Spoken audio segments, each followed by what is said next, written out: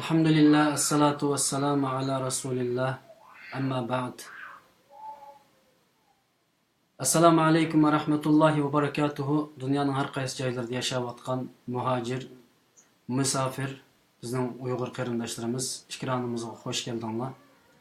Bugün necha vaqtdan beri intizor bo'layotgan bizning olimlarimizdan biri, doktorlarimizdan biri vatan millat davası uchun bu ilimni yeyish uchun, tarixni xalqqa o'rgatish uchun, tilimizning qanday qo'llanilishini, qaysi shaklda bundan keyingi Xitoyninki bizning tilimizga ilib berayotgan hujumga qarshi mudohala qilish, unga qarshi tadbir qo'llanish harakatlarini bizga mayli strategiya jihatdan bo'lsin, mayli har turli tarixiy tajribalarni savoqlagan shaklda bizga so'zlab berayotgan doktorimiz Doktor Qahar Barat efendim bilen bugün bu programmada sizlerge hazır bulduk. Bugünkü programımızın asaslık maksidi bizdeki bugün Xitay aldıda en köp xavfi bulunavatkan, biz düş kilovatkan çoğun xatarlarının birisi bolgan Uyghur tilininki yok kılınıp ketiş xavfi barmı?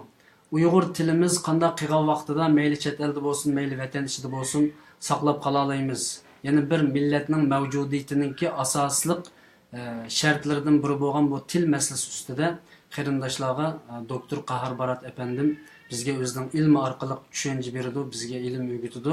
Biz bugun doktor Qahar Barat akamiz bilan birlikda bu yerda naq maydonda qarindoshlarimiz bilan ham suhbat bo'lamiz. Men bir tarafdan Qahar Barat efendim bilan paranglashib, bir tarafdan bu texnikalik masalalarni bir taraf qilaman. Shuning uchun avval men bu texnikalik masalalarni qarg'icharlikda doktor Qahar Barat efendimga so'zni beraman. Assalomu alaykum Qahar Barat aka, ikramimizga hoş geldiniz. Salam. Allah razı olsun. Necha vaqtdan beri biz izchil turda bu programmani qilishni maslahatlashyapmiz, ammo vaqt bugunga to'g'ri kelibdi. Inshaalloh bugun mush fursatdan foydalanib qarindoshlarimizga eng muhim masalalardan biri bo'lgan Uyg'ur tilining tarixiy jarayoni va buguni va buningdan keyin Xitoy tajovuzchilarininki Uyg'ur tiliga ilib borayotgan hujumlarni qanday to'sash masalasida sizdan men davomli savol so'rayman. Oldi bilan yana bu temaga kirishdan burun sizningki bir tarixlarni o'tganki o'zlari ilib berayotgan, ya'ni bu Qutlug' To'g'liq Abdurazzoq akamiz bilan ilib berayotgan suhbatlarda sizning tarixlarini anglayapmiz, ammo yanılam sizlardek kişilerini biz takım çunqur tonub çıkışımız, bilip çıkışımız, bu ilim sahasida tonulgan şahıslarımızın halkımız qanchalik çunqur bilse şunchalik yaxshi bo'ladi. Şunusunu yakından yana bir tanışıp çıkışını maksat kılıma. Özlerini bir kısaca tanıştırıp ötken bolsa, onundan keyin biz temaga kirib ketsek deyman. Merhamet. Oldu. Selamun aleyküm. Hürmetli ekran aldaki qarindoshlar ve bu qarindoshlik studiyasini riyosatchilik qilayotgan bizning Husn Tajalli efendimga çok rahmet. Ben endi o'zimni tanishtirib o'tsam, men ismim Qahar Barat. Burun tariximni deb kelsam, biraz ehemmiyet yeri 86 yılı Merkez Milletler Enstitüsü'de Gümüşhane'ninki Aşkan Türkologiya sınıfında okuyan 18 okuvacının birisi 76 yıllar. 80 yılı bunu kütleyenliğin keyin Absalam Abbasov'ninki orlaştırışından Ürümçi'ye kelip Divan Lügat Türk tercüme kılış grupsıga katnaştım. Bu Şinjan Fenler Akademiyası Til Enstitüsü kuraydı. Bir kelgandan keyin tunji qatimda anlagan ve ismini bilgen Uyg'urlarning eng munavvar olimlari İbrahim Muti, Abdurim O'tkir, Haji Nuraji, Haji Yaqub, Nursulton Osman, Ahmet Ziyoyi, Absalam Abbas, Amina G'affar qatorliq mutaxassis ve olimlar bilan birga bir yil bir ishxonada o'tirib Divan Lügat Türk'ninki Uyg'urcha tarjimasini ishladik. Benim şu bir yılım gerçi benim uzun yıllarım içindeki kısalı bir yıl basını benim bevasıta Uygur halkının en nöbet alimleriyle birlikte oturup aşılardan övünüş, aşılardan tecrübe almıştırış, aşılardan tecrübe biliş, bir yaxşı fırsatga ega bo'lgan bir vaqtim kel. Hazır alimlerimizin hemisi vefat etib ketdi. Şuna bularni cho'nqur eslayman. Ve özellikle işlerinin bəgən nurgun təlimatları, ilhamlarını unutmayman. Bu bir yıl jarayonida biz kasbiy jihatdan bu divan lug'at türkünün tercümesini işlegenimiz bilan yana ishxonada bu olimlar asli o'z vaqtidagi shu bir yildan gerçi nashriyoti gruppasininki a'zolari ekan 40 yilda qurilgan. Ammo ular algı gruppasini qurgani bilan hech qachon mundaq bir yil to'liq birga bir yerda o'tirib boqmay ekan. Mushu ishlarning bir yerga yig'ilgan, birdan bir yig'ilgan bir vaqti bo'ldi. Men kelgandan keyin ularning hammasini bir-birlab tarimdan kelgan ekan. Undan keyin Şinjan Daşyo Tarix Fakültesida ders verdim. Türkçe okudum. Türkçe maqolalarni e'lon qildim, tarjima qilib. Ve onun keyin Germanca okudum. Maria Gabayn'inki nimasi bilan, yardım bilan. 1986 yılı Harvard Üniversitesiga şu yana Türkologiya, Orta Asiya ve Uyghur tadqiqot kasbiga doktorlikqa kelib, shu yerda o'qib, 93-yilda doktorlikni oldim. 95-yilda Hawaii'da doktor ochdi deymiz, bir yilni qildik. Ondan keyin Harvardda bir 2-3 yil ders o'tdim. Yale Üniversitesi'de ders ettim. Ve onun için Tayvan'daki Bogan Üniversitesi'de ders ettim. Şundan qilib men Şinjan Ürün vatanimizda, Xitoyda, Tayvan'da, Amerika'da degandek har qaysi o'xshamagan madaniyat va davlatlarda shunday ders etdi. Shu bilan birga ishlarning nurg'un madaniyatlarini, bilimlarini o'rgandim. Bu meniki qisqa tarjimam. Hozir endi men pensiyaga chiqdim. Şu oturup hatırlayacağım, oturup özlemliğim şu 40 yıldan buyan Uygur tədqiqatı toplagan materyallarımı bir yere yığıp hasta yazışqa başladım ben. Xudo inşallah yaxshi salomatlik va umr bersa, jiqaroq asarlarni chiqarishga, jiqaroq to'p qo'shishga Uyg'urlarga shuni umid qilaman. Allah razı olsun. Sizlar şu Qutadg'u belik tercüme eserini tercüme qilgan zamanda şu Ürümçide tercüme qilindimi yoki qaysi shahar tercüme qilindimi? Yo'q. Divan lug'at turkini biz birga tercüme qildik. Qutadg'u belikni uni tercüme qilib bo'lgandan keyin Qutadg'u belik tercümesi kelgan chog'da bizning guruh ikkiga bo'linib ketdi. Qutadg'u belikni Abdurim O'tkir bilan Ahmad Ziyoylar akitib ular ayrim tercüme qildi. Shunga men o grupda yo'q. Yani divan lug'at turkni şu vatanning o'zida tercüme qilindi şu vaqtda. Ürümçide tercüme kılındı. Divan lug'at turkninki bu nurgun tillarda tercümeleri var. Bularning içinde Uyghur tili tercümesininki öz aldığa layık muhim bir tarafları var. Çünkü başka tillarda ve başka devletlerde kılgan tercüme uçmagan nesler bizde uçuş oldu. Mesela en kıskısı şu Mahmud Qashqarininki en ahiri Opalga yenip gelip eşyada bu eşyada ders etip molamlık kılıp eşyada bu meşhur ölgenliğini biz uqtuk ve hatta bu Hazreti Damoğlan'ın kabrisinin nereliğini uqtuk. Bu Hazreti Damoğlan'ın kabrisinin bir tezkirisi bo'lgan ekan. Bu tezkirisini izlep keyin nemiga izlep topamadık. Hazırki ahvaldan qaraganda bu tezkire şu nimede şu Xitoy hukumatida şu qo'lyozmalarni to'plashda shulardan birga to'plab eketgan. Shundan buyon endi hozir uning izlari yo'q. Yani şu tezkirninki Xitoyning qo'lida bo'lish ehtimoli bor demoqchisizlar. Xitoyning qo'lida yani. Şu yerden ketken asli o mazarning tezkirisi bo'lgan, mazarning shayxlarining deb berishicha, ona bir tezkirisi bo'lgan. Keyin bu tezkirisini şu qo'lyozmalarni yig'ishda shular eketgan, hozir shu ko'dirib etmagan bo'lsa şu Xitoy hukumatiniki bir şu arxivlarda bor. Allah razı olsun. Aslında bununla biraz tiyim içinde kirey dep oylagandım ama bu şu yakından beri mesela Kur'an-ı Kerim'nin tercümesi ikinci qitim tercüme kılındı. Bizim hem de vatanda biraz edebiyat okuduk. Bu tercüme jarayonida da meyli yakında merhum bizdeki ustozlarimizdan Muhammed Salih Qarajim vafot olib ketdi. Kur'an-ı Kerimni shu kishi tercüme qilgan aynı zamanda. Men bir şeyde bir qo'shimcha bir savol so'rasam, ya'ni shu tercüme xizmati qilish jarayonida bir Xitoyning besimi bo'lamdi, bo'ldimi? Bu bir qo'shimcha savol. Yani şu Biz Divan Lügatının tercümesini işleyatqanda Mehmet Salih hakkımız o dinni institutuydu. Öz aldığı aşı Divan Lügat türkünü Kur'an'ın tercümesini işleyatqan vakti. Bir neçe qitim bir görüştük. Bu adam kitap materyallarını bir yerden ekeltirgen götürüp ekilip çıkılıp bir akademiyadaki görüş büyüge adamlar, lekin o adam başının ahırı şu başka kurup Kur'an'ın tercümesini yaxshi ishlash uchun boshini bor kirib ketgan. Demak, shu yillarda nihoyat yaxshi ishlardan bir qanchasi Divan Lug'at Turkning terjimasi qo'lga olindi, Qudat Qullikning terjimasi qo'lga olindi va Qur'onning terjimasi qo'lga olindi. Bu akademiyada qilingan bir qancha yaxshi ishlarning birisi.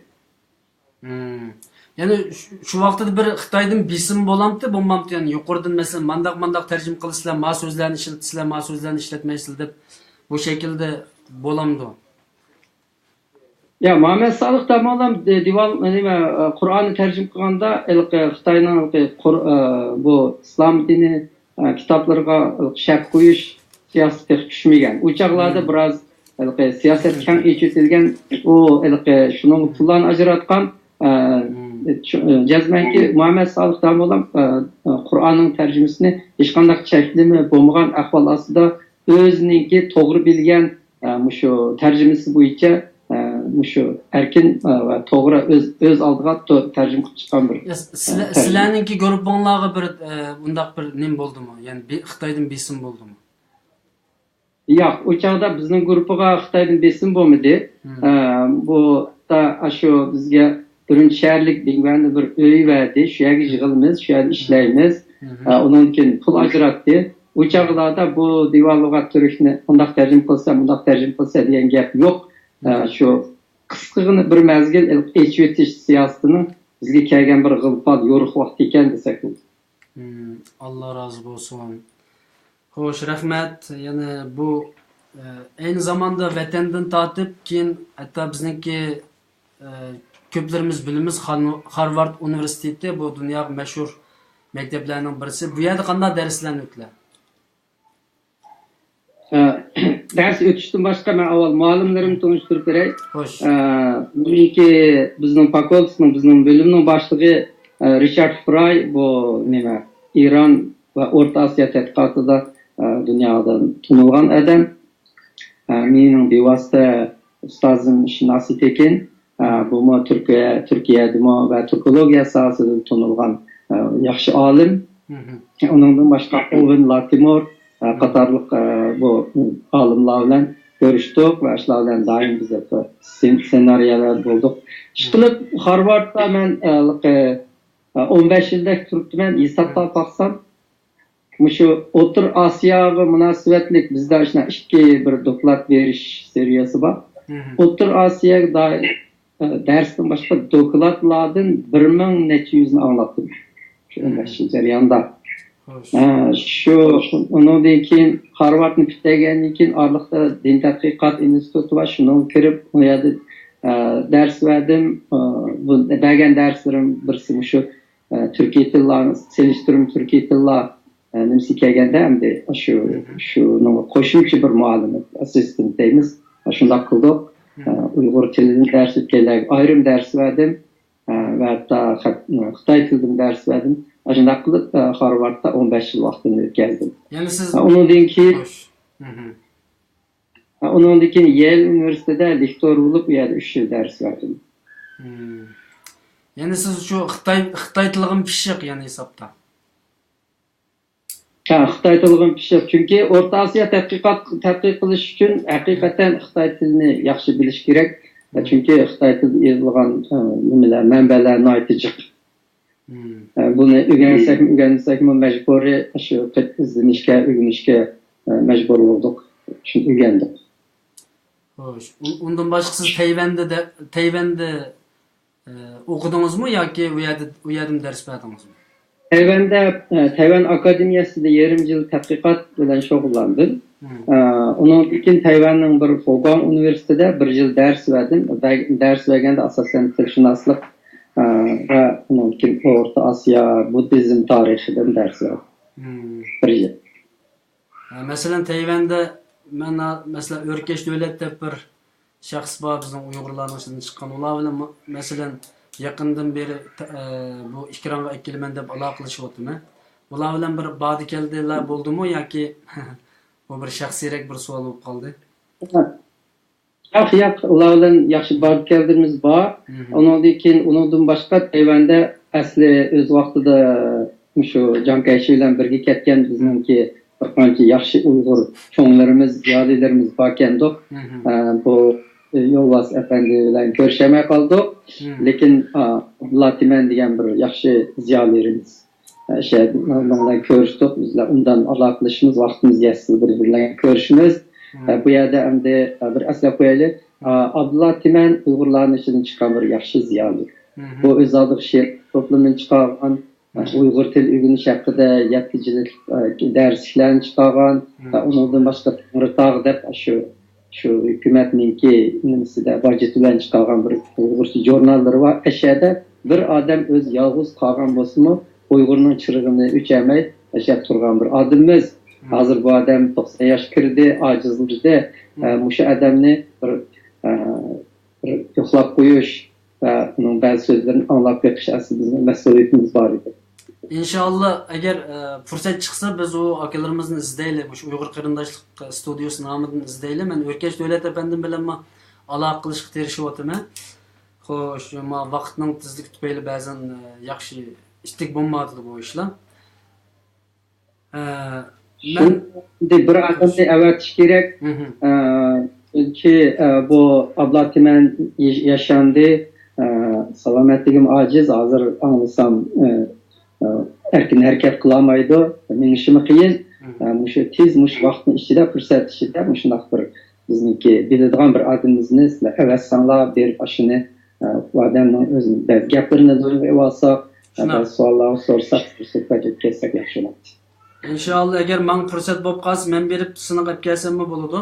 Ya'ni Uyg'ur Qarindoshlik Studiyosidan. Uning uchun zaten bütün çoğun yaştaki peshqadamlarni bu inqilob sohasida manganlar, bu akademik ilmiy holatlarda yashab vatan xalq uchun, dini uchun, millati uchun kurash qilganlarni zodi biz to'n o'lish uchun iloji bor tizdan ikramga chiqarishni o'ylab sizlar bilan aloqalashayotganlar hozir 1 oyga yaqin bo'lib qoldi. Bundan keyin shu ilm ahllarining hammani inshaalloh ikramga chiqarish, ularning oltin so'zlarini ap qilish, saqlab qilish, ularning hayotiy tarixlarini, tajriba saboqlarini yakunlash biz tayanchlarningki, ya'ni izbosarlarningki muhim bir vazifasi aslında. Ilmi nurg'un olimlarimizdan ziyon tortdik, nurg'un olimlarimizning hatto rasmimi yo'q qo'limizda. O so'zi tahi yo'q. Inshaalloh bundan keyin bunga bu tashviqot organlari bizdek o'rinlar cho'qim kuchaydi deb o'ylayman. Xo'sh, biz temaga kirsak, buning ketib qo'ydigan so'zlar bo'lsa olay. Yani biz tariximizda cho'ng rollarni o'ynagan sizni aytgandek asl odamlarimiz var, ziyolilarimiz var, tarixiy shaxslar var, cho'ng odamlar var. Ular gerçi bu hayat bo'lmasmi, lekin ularning bolalari hozirgacha hayat mushu odamlarni bir-birlab hammasini urug' tuqqanlarini, bolalarini, o'g'illarini, qizlarini tepib, shu odamlar haqida mushu bir ma'lumot olishimiz va xalqimizga tunishtirishimiz kerak. Shunday. Alloh rozi bo'lsin. Xo'sh, bizda bir yomon bir kayfiyat bor ekan, shu odam o'lib ketmaguncha u odamning ish izlarini yozmaydigan, u odamni tonuşturmaydigan mundaq avval bor ekan. Inshaalloh bu nesil inshaalloh bu salbiy ishlardan qutulish kerak deb o'ylayman inshaalloh. Hayot vaqtinglarda sizlarning so'zlaringlarni ila olaylik. Hayot vaqtinglarda yuz chiroyinglarni millat ko'rsin. Hayot vaqtinglarda sizlar 10 yillab, 20 yillab, 30 yillab qilgan tadqiqotinglar, o'rgangan ilminglarni dunyoga qo'yib ketinglarki, xuddi sizlar tarjimasini qilgan shu Divanul Lugati Türkninki 1000 yilning oldida yozilgan bo'lsa-mu, albatta shu qo'yib ketibdi ekan, biz uni o'rganyapmiz. Shunga o'xshagandek sizlarningmi yazgan kitaplarыңlarni, sizlarningmi deb qo'ygan so'zlaringlarni balkim 1000 yildan keyin balkim qiyomat qoyim bo'lib ketmasalar biz uni davomli yaşatishga bizning vazifamiz bo'ladi. Alloh rozi bo'lsin. Xo'sh, men o'zim tayyorlab kelgan savol temalar bor. Shundaqdimi biz bu qarindoshlik studiyasi her zaman xalqimiz bilan, muhojir qarindoshlarimiz bilan, Uyg'ur qarindoshlarimiz bilan baraber so'zlashib keldi, ham suhbat qilib keldi. Shuning uchun oldi bilan men davomli mushu inkas yozgan hozir ko'rganlarimizning soni eshiyotidu. İnkas yazganlarninki savollarini birinchi o'rin qo'yib, o'zimning olib kelgan savol temalarini ikkinchi o'rin qo'yapman. Iloji va inkas yozuvchi qarindoshlarimiz, ya'ni savol so'rovchi qarindoshlarimiz bugun bizningki doktorimiz, olimimiz, tilshunos desakmi bo'ladi, türkolog, ya'ni yoki turkshunos va tarixshunos bo'lgan bir qancha tillarda umuman yetishib chiqqan bu olimimizning naq maydonni biz ching tutib, Muşunun münasebetlik soğallarını sorsanlar inşallah hep beraber birlikte sohbet edip varımız. Hem nek meydanda Qaharkam bilen bir ahval soray, Qaharkam'ın bir ahvalını soray. Çünkü bizde çoğunlarının, peşkademlerinin, alimlerinin ahvalını sormaydıgan bir adetimiz var, artışlıkımız. Biz ama bunu özgertmesek olmaydı. Bunu oylagan qarindoshlarım nek meydanda telefon qilsa bo'ladi, ekranımızda telefon numara izohliq. Biz bir qarindoshimiz bir savol so'rabdi. Shu savoldan kirsak bu temaning ichiga, normalda Uyg'ur xalqi Uyg'ur degan nomning kelib chiqishini biladi deb o'ylayman, ammo kitob o'qimaslik tufayli, davomli yod etib turmaslik tufayli buning javoblarini unutib qolamiz har zaman. O qarindoshimiz so'rabdi. Muslim Vafodor degan qarindoshimiz Uyg'ur degan nom qachondan beri qo'llanib keldi? Uningdan burungi nomimiz qanday? Ya'ni bu bizning temamizning asosiy temasi emas, shunga qisqacharoq javob berishlarni umid qilaman.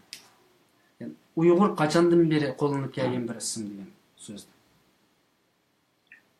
Uyg'ur degan ism shu 6-7 asrlarda paydo bo'ldi.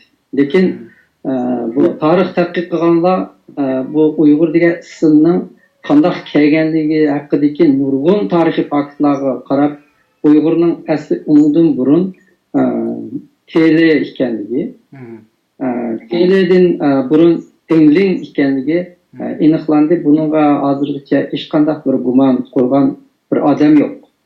Shunga bizning eng qadimiy ismimiz Dingling. Dingling degan odamlar Xitoyningki Sanxayjin degan kitobda aytilishicha, uningki Sanxayjindagi narsalar milodidan ilgari 6-7 asr burungi narsalar so'zlandi. Bu Dinglinglar Altay tog'lari bilan bu Baykal tog'lari, Baykal ko'l o'tirsidagi yayloqlarda yashab kelgan deb aytgan. Keyinsiga bu G'onlar bosh ko'targandan keyin Dinglinglar bu Tele bo'lib, Tele'lar mushu Baykal'dan, Altay'dan tatlı mushu Mongoliya, Tianshan, Jungar mishaqlarda hareket qilgan. Undan keyin ular ichidan Tele'lar ismini Uyg'ur deganga o'zgartirishlar kelgan. Shunga Uyg'ur degan bu fonetik tovushliq bu ism 6-asrlar, balkim buni aniq vaqtda yana tekshirib baxsa qildi. Balkim undan bir asr burun bo'lishi mumkin. Bo'lgan bo'lsa, lekin Uyg'urdagi izi shu nimaga bor? Shu Dingling zodidan burungi 6-7 asrlar. Shunday qilgan chaqda bizningki tarixiy izimiz hozirgi 2 asrni hisoblaganda biz kan deganda 7-8 ming yillik tarixiy xotirga ega bir millat. Yana bir qarindoshimiz bir savolni o'tirib qo'yapti. Ham bu mening kallamga uzundan beri taqilib kelyapti. Shu Uyg'urlar va Turklar degan mana shu ikki atalg'uda qarindoshlarimizning orasida xili cho'ng talash tortishlar bo'lib kelyapti. Masalan, biz Uyg'urlar, bizning tegimiz Turk degan vaqtda biz Turk emas, biz Uyg'ur. Yoki Uyg'ur degan Turkdan burungi millat degandek Uyg'ur bilan Turkning o'rtaligidagi munosabat. Masalan, men Gollandiyada ana til maktabida Uyg'ur tarixini o'tgan bo'ldim. Endi Turg'un Almasninki Uyg'ur tarixi masalasida qanchalik ixtilof qilisizlar, uni men bilmayman. Ama şu kitapdan başlap o'tgan bo'ldik, chunki qo'limizda mavjud bo'lgan kitap shu bo'lganligi uchun. Ming yilning oldiga ketgandan keyin ham Uyg'urlar bilan Turklarning asosi birlashib ketgan bir tarixini ko'rdim. Shuning uchun Uyg'ur va Turk degan bu masalada bo'ladi, masalan siz tarjima qilibsiz. Divanul Lug'ati Turk, Turk tillar divani degan Mahmud Qashqar bobomizninki kitobida men Turk, Uyg'ur bir elning nomi degan bu so'z bor ekan. Shuna bo'lganda biz Uyg'urmi, Turkmi yoki mundaqcha aytganda yoki Uyg'ur bilan Turkning o'rtasidagi kalimani ochiqlab beraylikki, millat ya biz Uyg'ur ekanmiz yo Turk ekanmiz, yo bo'lmasa biz Uyg'ur Turk ekanmiz demdik, bir ism, aniq bir ism qo'yaylik bu Turk bilan Uyg'ur o'rtasida munosabatni bir aniqlasak demoqchi. Xo'sh. Yani sualim Uyg'ur bilan Turkning o'rtasidagi munosabatni. Hop, tushundim. Biz bu Uyg'ur bilan Turkiylar o'rtasidagi munosabat tilshunoslik jihatdan, etnografiya jihatdan, millat jihatdan va har qaysi taraflardan elbet aytganda biz bir Turkiy xalqninki turklarning ichidagi bir qabila hisoblanamiz. Bizning bu Turkiy qabilalarning ichidan ayrilib chiqib ketib ayrim millat bo'ladiganға bizning til jihatdan, etnik jihatdan, bu millat jihatdan etnik jihatdan shartimiz to'shmaydi. Turkiy millatlar shu butun O'rta Osiyo, Yevropa, Volgagacha keng yerlarni egallagan. Bu Turkiy xalqlar turklarning egallagan yerining nihoyatda kengligidan, Mongoliyadan tortib Bolgariyagacha keng bo'lganligidan bu millatlarni bir bayroq ostiga, bir millat ostiga, bir ism ostiga ekagili bo'lmadi. Lekin o'shundaqligi bilan biz topilib ketgan bo'lsakmi, lekin bizningki Turkiy tillarning nihoyatda qurilmasining nihoyatda yaxshi bo'lganligi sababidan biz 1000 yil ayrilib ketsakmi, ya'ni bir-birimiz bilan tushunishga oladigan, qarang'isha oladigan ahvolda yashamoqmiz. Shunga biz ilmiy jihatdan aytganda biz millat emas, biz bir turklarning bir qabilasi. Shundaq bo'lganda dunyoda Türklerinin hazır 38 millet deb vardı. 38 millet ameliyatda ilmi jihatdan, tilshunos jihatdan, tarix jihatdan aytganda biz bir qabila 38 qabila desak bo'ladi. Ammo yaqin zaman kelgandan keyin bu millat degan gaplarni, chegara degan gaplarni inglizlar paydo qildi va biz Rus va Xitoy imperatorlarininki besimi, eksploatatsiyasi va tajovuz bilan bu millatlarni biz bu qabilalarni millat deb arvatdi. Shunlashqa hozirgi dunyodagi 38 Turkiy millatlar bir siyosiy atalg'u. O siyosiy atalg'u bo'lganida yana Rus jangirligi va Xitoylarniki siyosiy manfaatini chiqish qilgan bir xil atalg'u. Biz baribir Turkiy xalq. Uyg'urlar Turkiy xalq ichidagi bir qabila. Shunga biz oldi bilan o'zimizni Turk deymiz. Konkretni aytganda o Türkiye xalqlar ichidagi Uyg'ur, Qozoq, Qirg'iz, Tatar, Boshqirt, Turkman shunday ayrilib chechilib keldi. Ya'ni biz o'zimizni Turk desak xatolashmaymiz. Turk desak ilmiy jihatdan, tilshunos jihatdan, tarix jihatdan to'g'ri bo'ladi. Uyg'ur ayrim millat desak siyosiy jihatdan to'g'ri bo'ladi. To'g'ri. Ya'ni chunki bizningki mau Turklar bilan munosabat qilganlar, tijorat qilganlar, Turklardan ziyon tortib ketganlar, bo'libmi Turkiya, Istanbulda Turklar bilan munosabat qilib ulardan peshvo yeb ketganlar. Biz Turk desak darhallam biz Turk emas, biz Uyg'ur.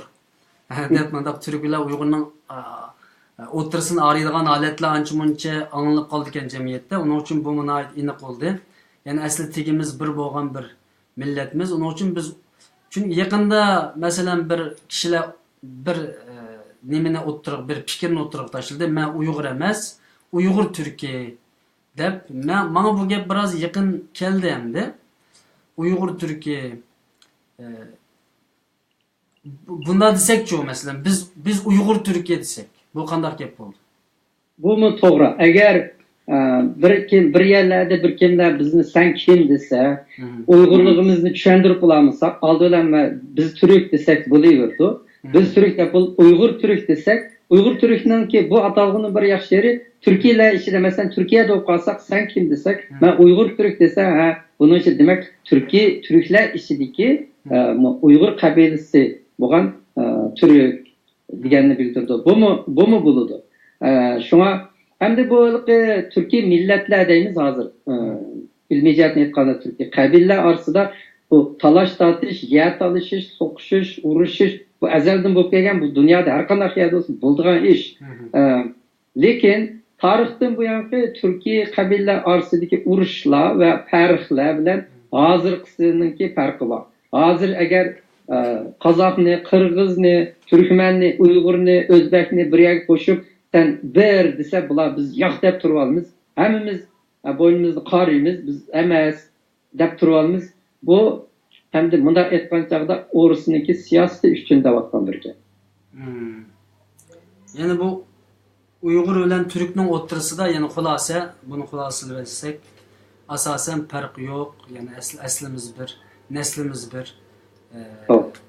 Yani aynı zamanda yaşayan coğrafyamız bir ve kınımız bir demekçimiz. Allah razı olsun. Ben yanılmış kırında... Milletler mesela Xitay'ını misal algan olsak, bular topluşamay avara. Əməliyyətdə Xitayda Şanxay'ı verin, Guangzhou'yu verin, Fujian'ı verin, bular qat'i birisinin gepini düşenmeydi. Eğer Xitay tarixini qaraydigan olsak, ular hakikaten Janubdaki başka bir asimilasiya bo'lgan başka bir milletler. Herkes Xitay buluşkumu şartı toşmaydı. Lekin ular şundak toşmusumu özünü Xitay'da vurup durdu, çaplap durdu. Biz şunca bir xanның astidagi, bir til ichidagi, bir tarix ichidagi Türkiye xalqlar turib biz özümüzni apich avara. Şuna biz onun ta'sirini qilyapmiz. To'g'ri. Bundan keyin bu jihatlarda ixtiloflashadigan, sen Uyg'urdan men Türkdim deydigan bundaq gaplarga bizcha quloq osmay, haqiqatan bir millat ekanligimizni desak nihoyat to'g'ri bo'ldi ekan. Xo'sh, yani qarindoshlarimiz so'rabdi. Men avval shu qarindoshlarning savollaridan hamda sizda hech qanday tayyorlik bo'lmagan taqdirda ham demak bugun sizlarning javoblarini ilib olmasak bo'lmaydi. Qarindoshimiz so'rabdi, Uyg'urlardagi Axun ismi, Mehmet Axun, Samt Axun deb hunni qaytib qo'ydigan bu ism kitoblarda yozilganga o'xshash, bu hunlar bilan bir munosabati bormi degan bir savolni tashlabdi. Buni onun bilan münasebeti yok. Bu sözün özü bir Farsi atalgı buluş gerek. Allah razı olsun. Yani Allah bilan münasebeti yok. Ma'u bazı qarindoshlar uzunroq bir narsalarni yozibdi. Men toza ba'zi xatlarni tushunmadim. Shunga qarindoshlarimiz bundan keyin savollarni naiti qaharkamninki bir bir metodi bor. Shu qisqa savol, qisqa javob berdi. Tafsilroq to'xtaladigan yerda tafsilroq javob beradigan bundaq metodi bor ekan. Shunga savollarni qisqa so'rasanglar, naiti nima konkret javob ola olasizlar siz qarindoshlar. Undaqda biz temaga kelsak, qaharka, yani milletimiz nihayet ciddi bir krizisga duch keldi. Krizisdan öte nihayet çoğun bir halaketga duch keldi desek mi bo'ladi, vayronchilikqa. Bir milletning mavjudiyati bo'lgan, shartlari bo'lgan til masalasida Xitoy nihayet yaqindan beri ciddi tezlik bilan umumyuzlik tilimizni yo'qotib o'tish uchun harakatlarni ilib beryotdi. Sizlar bir tilshunos bo'lish sifatlari bilan Türkolog bo'lish sifatlari bilan mushu Xitoyningki mushu qo'sh til siyosati degan bir narsa o'tirg'i chiqdi. Undan burun bir qarindoshimiz so'rabdi. Bu bizning tilimizning yo'q qilinib ketish masalasida men toza savolimni tushunmay qoldim. Balki ammo umuman nemisdan qaragan vaqtida Xitoy bizning bu tilimizni yo'q qilib o'tami va bu yo'q qilib o'tish jarayonida aslında men bu tarixdagi vositalarni deb berishlarini, yani qisqacha deb o'tib ketishlarini umid qilaman. Xitoy bizning tilimizni yo'q qilish uchun bu yaqinqi tarix bo'lgan 1949 dan keyin 50 dan keyin qanday vositalarni ishlatdi va bugungi kunda qo'sh til ma'rifi degan bu atalmish yo'qotish harakatini ilib berib Xitoy nima maqsadiga yetmoqchi, bizning tilimiz yo'qolib ketamdi degan bu savolga biroz tafsili to'xtalgan bo'lsin.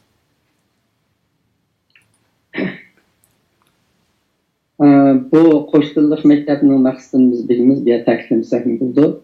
Lekin Xitoy nima uchun ta bizning yaslilargacha shu million dollarlab mablag' ajratib Uyg'ur bolalarni yasli qo'shtillarda yaslidan tortib shu boshlashni shu o'tirib o'qishni ishlayotdi. Demak, Xitoy bu tilning qanchalik muhim ekanligini bildi va bundan shuni qarab tadbir ishlatadi.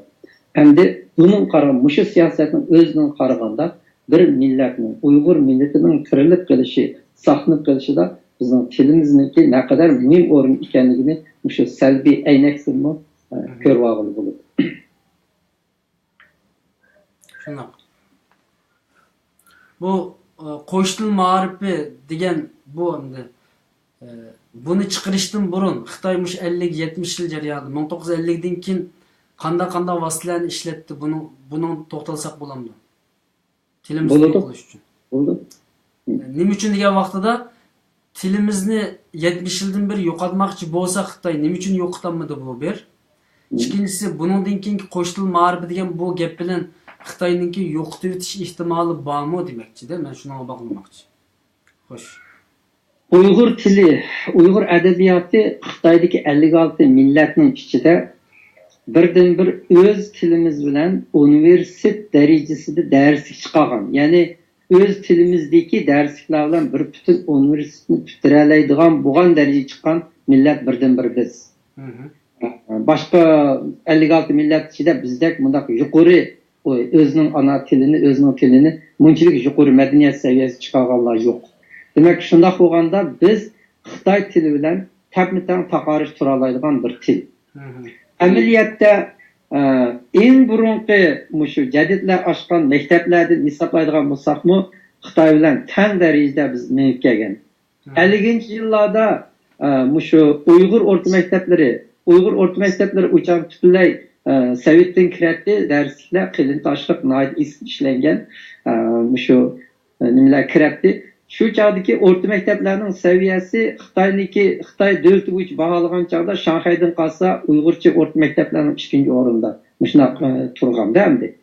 Hozir esimda bor shu Sovetda besilgan masalan Uyg'ur adabiyoti, Uyg'ur o'qishlari degan kitoblarda shu chog'lardalar bizningki bu Divan lug'at turkdan, Qutat Qublikdan, Alisher Navoiylardan misollarni olib shunaqa qilgan. Biz shunchalik jarayonlarda shu Sovet shu 30-40 yillarda chiqargan darsliklarchilik bir darslikni adabiyotdan biz chiqaramidik.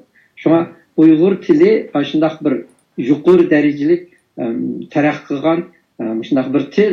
Bizning tilimizda hatto 50-yillarda Karl Marxning Kapital degan kitoblarini tarjima qilgan uch Xitoylarda tarjima qilingan bu murakkab kitoblarni. Shunga nayti taraqqiy topgan bir tildi. Hamda bu Xitoylar kelgandan keyin kelgan kunning ertasidan boshlab Uyg'ur tiliga atak qilmadi. Ular eng dastlabda Sovetning modelini olib asonlik millatlarning ismlarini asonlik millatlarga ism qo'yib, millat deb tizimlatib, ularni rad silib, shunday qilish orqali bir hisobdan aytganda Mao Zedongning dokladida bor shu butun Xitoy davlatining 6dan 1ni tashkil qilgan yerlarning hammasi asonlik millatlarning qo'lida.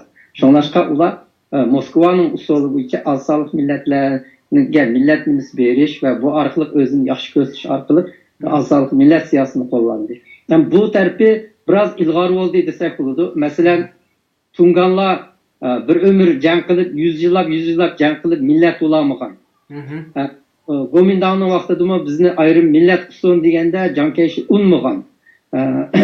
Lekin Gomindang kelgandan keyin hamma sizlarni millat deb e'tirof qildi. Mushundaq ishlarni qildi. Bu shu har bir Gomindangning milliy siyosatining har 5 yil 10 yilda o'zgarib turganligini bilsak bo'ldi. Shu da endi Uyg'urlarda bir shunday bir o'z millat maktablarimizni aramxo'da echib oldik. Darsliklarimizni Sovetdan kirdi. Shunday bo'lgan bir mezgil. Ham Uyg'urlarningki tilda eng cho'ng vayron bo'lgan nimasi sababi shu til yoziq islohotidan bo'lib ketdi. Baxsh bo'lib ketdi. O 8 yilda bir, 10 yilda bir yamanchiq til o'zgartib, bu yoziq o'zgartib ketdi. Eng burun Slavyan yazığını bevas qo'llangan. Undan keyin Kon yazık chiqdi. Bunu ishlatdik. Undan keyin bu Pinyin chiqadi. Ya Pinyin bir latincha, bu amaliyotda asli bir ilg'or yazıqdi. Lekin bunun ichiga 7-8 ashu Xitoyniki ashu biz hargiz Uyg'urlarning tili kelmaydigan so'ziq tovush va uzuk tovushlarni qo'shib xalqni jirgandirdi va o'qilmaydigan, tushunilmaydigan qilibdi endi.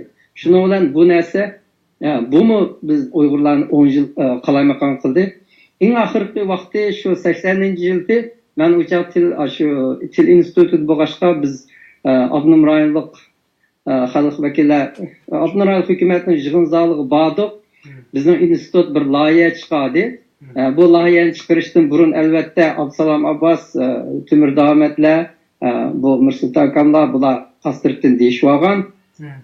Ular bu kon yazıqni latin yazıqni amaldan qoldirib, kon yazıqni asl keltiraydi deb shunday bir loyiha chiqardi. Ham bu loyihani chiqarish jarayonida bizning bu gruppa institut bu divan lug'at turk tatbiqliklarini tarjima qilayotgan bo'lg'achqa biz bu yerda taqalgan bir ikki harf bor, u degan ikki harf. Shuningga yana ikkita shu pash bilan bir tashdidni qo'shib, ikki harf qo'shib ijod qildik. Bu hozirgi nuqtadan ilib aytganda bir xatolik. Biz uyga ayrim harf ishlatmay turibmi, Uyg'ur yozig'ini, Uyg'urning ma'nosini bildiraverdi. Shunlashqa bu ortiqcha bo'ldi. Shuni buni evasimi bo'ladi. Bu evasimi hech qanday so'zimizda xatolik chiqmaydi. Ana shu guruhda biz bordik. Numran xalq hukumatining binosiga bordik. Temur Axun yig'in riyosatchilik qildi. Undan keyin Abdusalom Abbos bizning mush institutdagi boy ismi chiqqan. Temur Axun deganlar Temur Davomat shumi? I'm sorry. Temur Davomat. Undan keyin bizning guruhdan shu Ibrohim Muti, Abdurik O'tkir, Hoji Yoqub, Mirsulton Osman, Hoji Yoqub yo'q deydi. Ahmad Ziyoyi ishqilmush shu Amina G'afar hammamiz bor. Biz uningki loyihamizni o'tirib qo'ydik. Temur Davomat yaxshi gap qildi. Biz ziyolilarga hurmat qilamiz. Bu qanchalarni shu bilan sizlarning fikringizni olamiz deb. Shuning bilan biz bu loyihani o'tirib qo'ygandan keyin butun yig'inda bir yuzdak odam bor. Butun shu Urumchidagi har qaysi institut, maktablarningki tish ziyolilarni hammasini chiqqan. Hem bu bütün yığın jarayonida bu yazık latin yazığı bu soldan o'ng yozilgan xalqarалық yazık latin alifbasi. Bu sizlar biz hozir asli keltirimizda qo'ygan yangi loyihalar, ya'ni kon arabcha bu ilqi taraqqiyotga mos kelmaydi deb bir Mo'ng'ul shu standa shuni bir Mo'ng'ul ma'lum qarshi fikr bildirdi. Qolganlar hamiz jim o'tirdik va qo'shildik. Shuna qilib bu tasdiqlandi. Ana mush eng oxirgi yazıqniki loyihasini o'tirib qo'ygan bizning guruhga biz opadik va shu yig'inda men bor. Shu amaliy ahvol bo'lgani shu. Endi hozir men eslab o'tsam, qarab o'tsam, bu yazıqimizga bir xatolik o'ni ortiqcha qo'yibdi. Nechinchi yil shu paydo bo'ldi? 80-yili. 80-yili paydo bo'ldi Uyg'ur yazığı. Unda bo'lsa o'dek demay, udek demdi o zamanda. O'dek yozaversa, chunki bu yerda sintaksiyatdan aytganda ikki so'z qarama-qarshi chiqmasdan bo'ldi. Masalan, o'dak deb yozsak, yana bir o'dak deb bir qarshi so'z bizga uchirmaydi va uchirgan taqdirda kontekst tarafdan yana tushunish bo'lib ketaveradi. Lozim meni Husayn tajallidisim bo'ldi ekanda unda. Bo'ldi. Chunki yana bir Husayn, yana bir Husayn yo'q.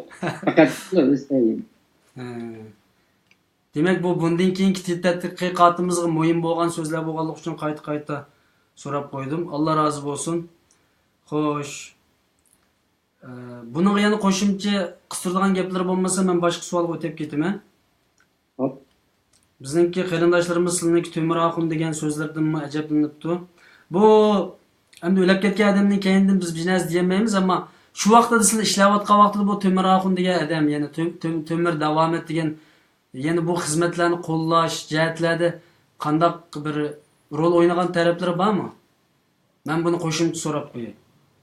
Temur Davomat shu Uyg'urlarningki shu 12 maqomlarni ratlash, til yoziq ishlarini ishlash, kitoblarni tarjima qilish, har qaysi joylarda tegishli Uyg'ur bozorlarini qurish, ish qilib qo'lidan kelishicha bu odam shu bir qator ilg'or ishlarni qilgan.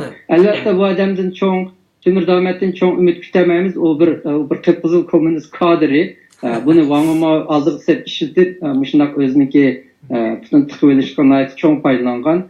Lekin bir adamga baha bergende biz şu ijobiy tarafı, salbiy taraflarga o'xshash qarasak bo'ldi. Shunga Tümür Dametning shu yillarda endi ko'rsatgan to'pilari bor. Allah razı olsun. Xo'sh, mushu qo'shtilliq ma'rifninki kelib chiqish masalasida biroz to'xtalgan bo'lsin. Ya'ni Xitoyning maqsadi bizning tilimizni butunlay yo'q qilib o'tish uchun qurilgan bir harakatmi bu? Demak, biz tilimizga, o'zimizning tiliga diqqat qilmay keldik.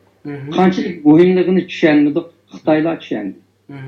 Xitoylarning tushunganligini men boya dedim, hatto yasligichilik necha million dollar pullarni qo'shib Uyg'urlarni shu yaslidan tortib Xitoy tiliga o'rgatdi. Ular bildiki, agar Uyg'urlarning shu yezig'ini yo'q qilsa, Uyg'urlarning tilini asl-nasya qilsa, bu millatni boshqarish hech qanday bir ish emas. Bizni mushundaq bir jonliq millat qilib tiklab turayotgan bizning tilimiz va bizning madaniyatimiz va bizning dinimiz. Unda qo'yganda mushu tilimizni yo'q qilib o'tib qolsa Xitoy bizni boshqarish nihoyat osonga tushdi. Shu. Endi hozirmi shundaq bo'lyapti. Bizniki Xitoy maktab o'qigan, ya'ni qo'sh til maktab o'qiganlarda endi biz o'qigan davrlardagidek Uyg'urlarningki qadimgi asar-atiqlari, tarixi, madaniyati, bizning parlaq narsalarimiz, yo'riq narsalarimiz va ulug' natijalarimiz tarixliklardan hech qanday xabarsiz. Ularningki faqat o'zlarining bir Xitoylarning tarixiy madaniyatini, tarixiy natijalarini, tarix qanchalik ulug' ekanligini mushundaq tendensiyani singdirib, bizni bir qaloq, o'zlarining ilg'or mushundaq bir tendensiyani singdirib chiqdi. Bu yolg'on gapni davomlashtiraversa, 5 yil, 10 yildan keyin bizning bolalarimiz rostli bir Uyg'urlar bir loxu Xansolar degan shu taraqqiy qilgan deb mushundaq bir nimaga avtomatik holda mushundaq kirdi. Bu Xitoyning maqsadi. Sizningcha shu bir millatning tilini yo'q qilib o'tish uchun agar Xitoy hamda hozir nihoyat jiddiy bir hujum qilyapti. Mush shaklda hujum qilsa Xitoy, ya'ni 1949dan 2010gacha Xitoy nurg'un vositalarni ishlatdi, abaysiz degandek pinin harflarni, yangizik, ko'nizik, bu deganlarni paydo qilib boqdi, ammo yo'qolmadi tilimiz. Ammo bu qitim Xitoy boshqacha bir usul, keskin bir usul, nihoyat halokatli bir usulni qo'llanayotdi. Sizningcha bunday qilsa tilimiz yo'q bo'lib ketadimi? Ya'ni Uyg'urcha so'zlashadigan odamlar qolmaydi. Ya'ni Sharq Turkistonning o'zida demoqchiman. Birinchi qadamda bizningki hozirgi mush avlodlar chiqib bo'ldi bular. Uyg'ur tili yo'qolmagani bilan Uyg'ur madaniyatidan bexabar, Uyg'ur hissiyotidan bexabar, Uyg'ur tarixidan bexabar mushunaq avlodlar hozir yetishib chiqib bo'ldi. Bular garchi Uyg'urcha gap qilgani bilan, Uyg'urcha naqsh aytgani bilan, Uyg'ur usul o'ynagani bilan bularni o'tag'izib qo'ysa, bizningki Uyg'urlarning tarixiy, an'anaviy boyliklarimizdan bexabar. Ularga shu kichikdan tortib shu universitetchilik o'tkazayotgan darslarning hammasi shu Xitoylarning ulug' natijalari, boy madaniyatini singdirishdan boshqa narsa emas. Bu birinchi qadam. Biz hozir bu shunday yoshlarni, yangiga yoshlarni ko'ryapmiz. Uyg'urcha gapni biladi, lekin o'tag'izib so'zlasa Uyg'ur haqida, Uyg'ur tarixi, Uyg'ur madaniyati haqida biz bexabar. Shunday qilgan. Bu birinchi qadami. Bundan keyin asta-asta shu Uyg'ur tili shu yo'qolishga qarab mangadi. Mush shaklda yo'qolish qarab mangsa qancha yilgacha yo'qolib ketamiz. Bu hamda biroz bizni yaxshi ko'rmaydigan, ya'ni biz yaxshi ko'rmaydigan bir savol bu asli. Ya'ni hech qanday bir millat, shaxsan men Uyg'ur tilimizning yo'qolib ketishini ishonmayman, ham yo'qolib ketmasin deyman, ammo men bu savolni so'rashga majburman, chunki kesilni yo'shilsang o'lim oshkora deb biz 2005 yillarda Saudiya Arabistonda Uyg'ur xalqining bundan keyin jiddiy bir krizisga duch kelganligi, Xitoyningki qo'riqini ko'targan yilon chaqmay qolmaydi deb cho'qim bizni chaqadiganligini degan vaqtimizda nurg'un olimlar buning qarshi chiqqan. Yo'q, bizni Xitoy hech nima qilolmaydi, azaldan hech nima qilolmaydi deganda, ammo qilyapti Xitoy bizni ig'ir bir yo'qityapti, dinimizni asosan yo'qotish holatiga olib bordi. Mushu shaklda mangsa 2000 qancha yilgacha Uyg'urlar Şarkı Türkistan'da Xitayçı paranlaşıdığan bir millet oturga çıkıp kala. Allah saklasın ama bunu mu çokum değişişimiz gerek yani. Bunu çünkü kesinlikle tepişimiz gerek. Hoş. Bunu ben 10 yıl burunki bir maqallarımda bilgen. Xitayda 56 milletinin içinde, şu kelgisi 50 yıl içinde 50 milletinin hemmisi yokap assimilasiyalı 6 kalı böyle. Bu 6'sı kimler degende Uygur, Tibet, Çavşen, bularning hammasının öz aldığı şu. Bularning amdaylıqı medeniyet jihatdan bir kişi küçük. Şuna bu tillar assimilasiya olmaydı, bu millet assimilasiya olmaydı. 50 yılgacha. Bunun din nersini okumayman. Ama qalgan Xitoyning 56 milletinin 50 millet bu 50 yıl içinde tügaydi degan, onun 10 yılı 3 oldu yani 40 yıl kaldı.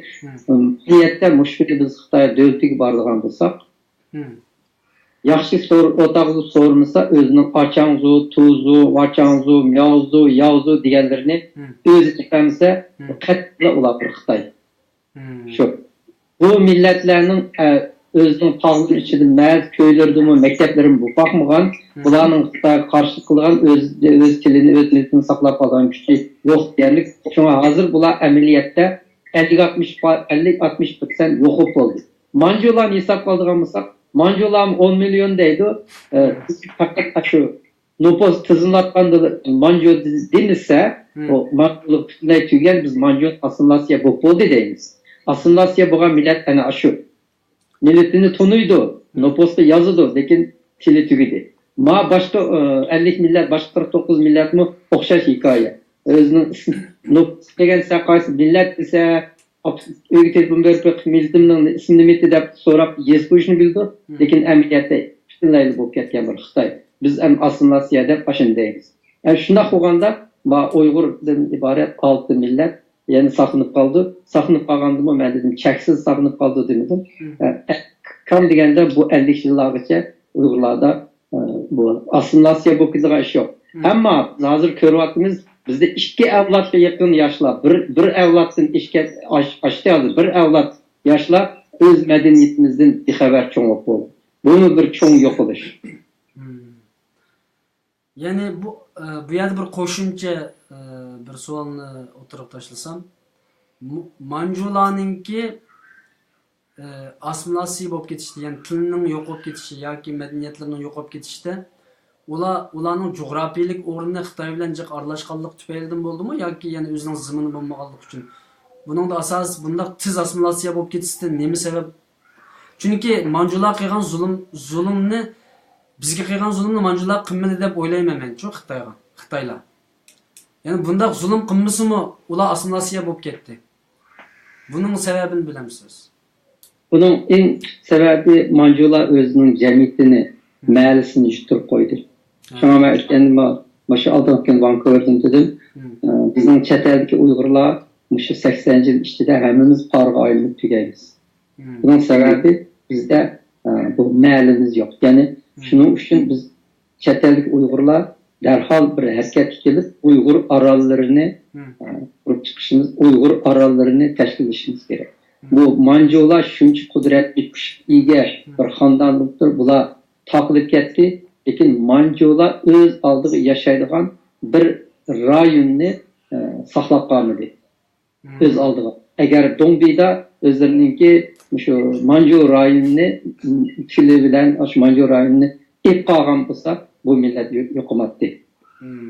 Hamma Manju bütün Xitoy taqilib ketgan bo'lg'achqa bu özünü saqlab qolgan. Şunlaşqa Uygur cemiyetinin muhimligi.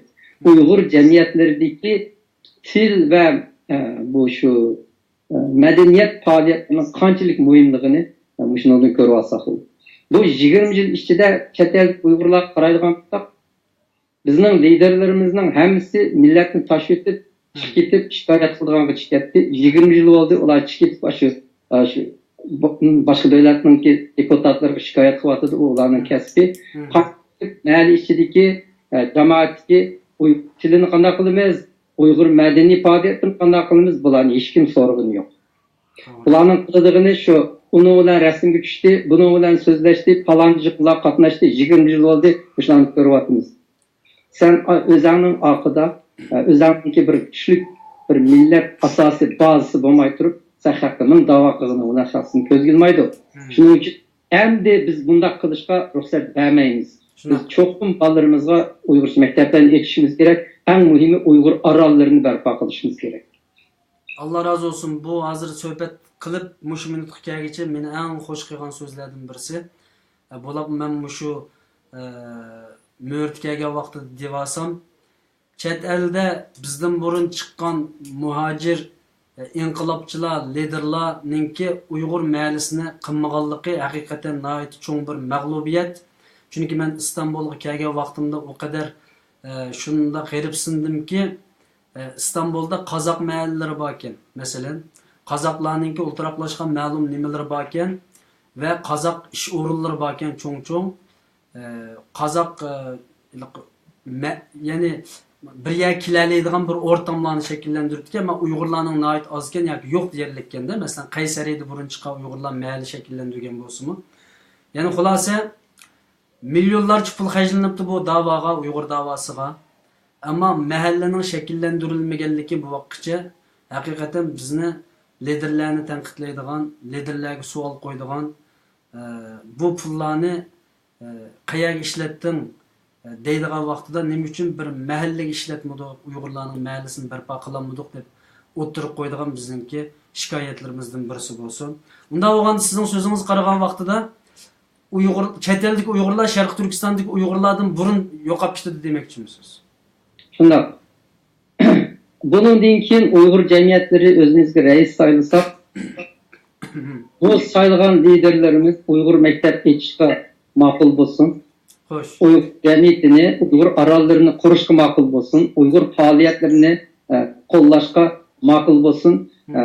Şunu bir aldım şartlık koyaylı. Hem de çeteldeki Uygurlar bilen vatandaşlık Uygurlar türümüde duruyordu. Biz erkinlik yaşadık. Lekin buna akıbet okşumaydı. Bizninki çeteldeki Uygurlarının parıga aylanıp ketiş vakti 80 yıl.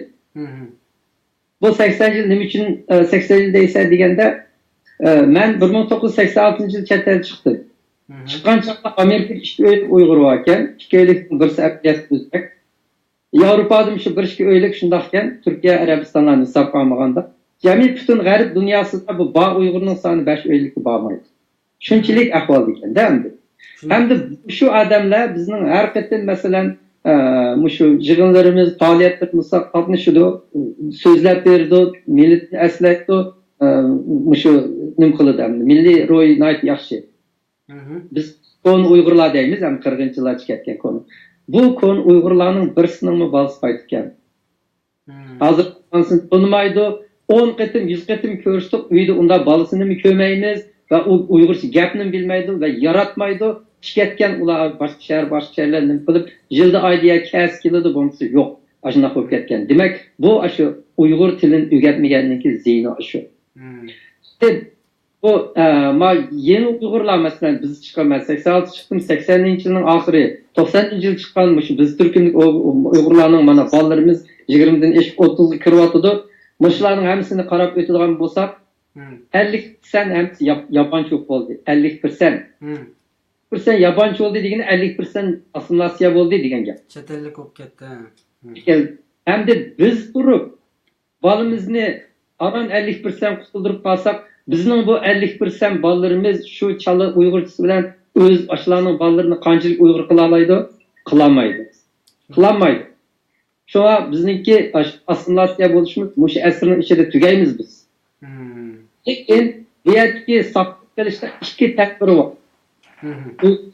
Birisi Uygur arallarını teşkil kılış. Uygur arallarını teşkil kılganda bizde de Qaysariyda var, İstanbul bir qancha yerler kurgul buldu, Ankara'da var. Hayat Uygurlar taraf olsa, hatta Uygurlar toplaşıp bir aralını şekillendiriş gerek.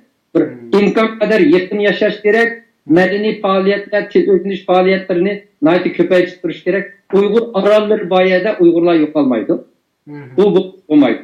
İkinci çoğun tedbir, biz de hazır Uygur ana tilini çıkarttığımız ballara ders öğütüvattığımız, bunun suatkalar naitecek bu ondan iş. Lekin onun akıdın, bu şimdi kollap verdiğin bizde yaxşı kitaplar yok. bir Uyghur mening Uyghur til savadım chiqdi deyish uchun kam deganda 10 romanni o'qib bo'lish kerak. Ana ashundoq yaxshi roman bizda yo'q. Men Uyghur oliy tarbiyasi programmasiga atab bir 300 necha kitobni tanladim. Bu 300 necha kitoblarni shu 300 necha kitoblarni agar biz Uyg'urchaga to'liq tarjima qiladigan bo'lsak, buning ahamiyati nima bo'ldi deganda chet eldagi Uyg'urlarni saqlab qolgan bo'lamiz. 300 kitobni Uyg'urchaga tarjima qilsak, chetda yashayotgan Uyg'urlar assimilyatsiyadan saqlanadi. Shunga mushu masala kelganda meniki hozir o'ylayotganim va ta'kid qilganim ziyolilarga, Uyg'urlarga bu shu Uyg'urcha donliq asarlar 300 kitobni Uyg'urchaga tarjima qilishni bir jonli bir harakat aylantirib bo'ldi.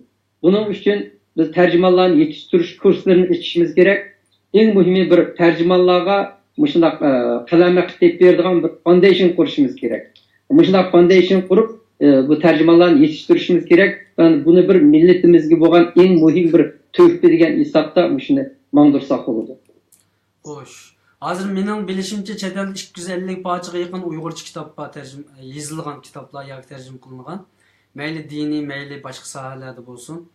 Ammo bu xalqimizning kitob o'qimaslikdan iborat bu kesilni qanday tugutish kerak? Buningga bir qo'shimcha javob bergan bo'lsin.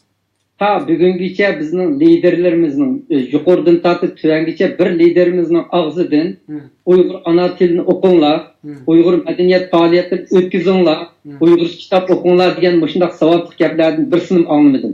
Bundan Uyg'ur xalqiga bir murojaat, bundaq liderlarni saylamayli, bunga saytganda millatga ko'yindigan, jamoatga ko'yindigan, bolalarning beshini silaydigan, cho'nglar asraydigan, eng Uyg'ur tilini o'rgatadigan, Uyg'ur madaniyatini rivojlantiradigan mushunday odamlarni saylar. Allah razı olsun. Bu xalqimizga berilayotgan nihoyat cho'ng bir bishorat va bir yo'l yo'riq hisoblandi. Men shaxsan qatlama. Buningdan keyin zodi har qanday davlat, har qanday shahar tashkilotlarda saylam elib berilsa, cho'qim Uyg'ur mahallesini qo'g'dashga kuch chiqarishni asos plan qilgan va ona tilini qo'g'dashni va buningga taraqqiy qildirishni kuch chiqarishni asos plan qilgan liderlarni saylayli. Bo'lmasa bunda liderlarni saylamay, hem de onu biz hozircha dağ qasanmasaqmı albatta bijanga qo'yib haqiqiy, ya'ni xalqimiz uchun bunda jon suyi bo'lgan, ya'ni bizni haqiqiy qutuldira oladigan projelarni izlaydigan liderlarni saylashimiz kerak. Albatta xalqimiz Alloh xolis bundan keyin ko'zini ochadi deb o'ylayman. Kim kendidan boshlab mangsa qo'ydek ketaveradigan holatni mangsak 80 yildan keyin biz yo'qaydi ekanmiz. Ya'ni bu bir mandaqlar ağzımızda deyilip kılavatkan gap emas. Doktor Qahar Barat efendim alim. Yani bu 30-40 yıllık tecrübenin, ilimnin, ügengellikninki bir öyle kamanıp minglarca kitabını okugandan keyin çıkargan bir yakun qarindoshlar. Onun için bu sözler herkesmi mandaqlı qulqimizdan kirib, aqlqimizdan chiqib qolmasin. Bu şuarni, yani bu liderlarni saylashda, buningdan keyin liderlarga ergishishda cho'qim zaten men burundan tanqidlab kelayotgan masala nima uchun mayli hurmatli liderimiz Isa Yusuf Aliptikin bo'lsin va mayli uningdan boshqa uning keyindan izbis mangan liderlar bo'lsin, bu pullar yig'ilyotidi, hajlanyotidi.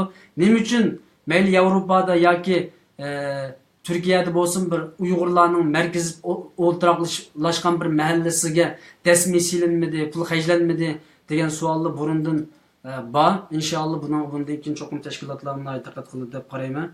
Yaxshi gaplar bu şey. Endi men hozir kalam bir narsa kelyotdi. Mushu kitob tarjima qilish o'ng'ay ish emas. Masalan, mushu vatan vaqtimizda biz mushu Divan lug'at turkini tarjima qilganda, mushu Divan lug'at turk asli arabcha yozilgan kitob. Mushu arabchani yaxshi biladigan bir olim topamidik. Ahmet Ziyayin akeldik, onu yetiştiremeyenden keyin Abdurrahman bir adam tep geldik. Aşında qilib bütün Uyg'urlar ichida mushu Divan lug'at turkidagi arabchani to'g'ri yechib bera oladigan aran bir adam topdik. Undan keyin 24 tarixining o'rta Osiyoga doir qismini tarjima qilaylik dedik. Buni tarjima qilaylik desak, bütün Uyg'urlar ziyolilarning orasidan shularni tarjima qilishga kuchi yetgidek odamlarning nihoyat ozligini his qildik. Shu chog'larda biz Mao Zedongning she'rlari, Zo'ravaqtga tush, Suv bo'yida degandek Xitoyning klassiklari mushlarni tarjima qilishga hem de Uygurlar içindeki en asıl tercümanlarını yığıp bu tercümanlar deyikler 30 yıllık müştak tecrübe egi tercümanlar aşıların aran yığıp bir 10 adam müştak tercüm kıldı. Kılganda biz müştak kıldık. Kılganda şu bizdeki bu tercümanlıkның ne kadar muhimligini ve bu kişinin ne kadar acizliğini biz şunun bulduk. Hem de real ahvalda bu şey chet elde hem Uygur cenin bakamay Kur'an öyle kılamayken müştak yatqa vaqtida 300 kitap qanday tercüm kıldı. Kimning vaqti var? Oturup kitap tercüme kıldıgan. Ben şunu hazır oyladım. Muşu bir tercüme fondunu kurup çıksak. Ben ertesi ben bir çakırık yazay.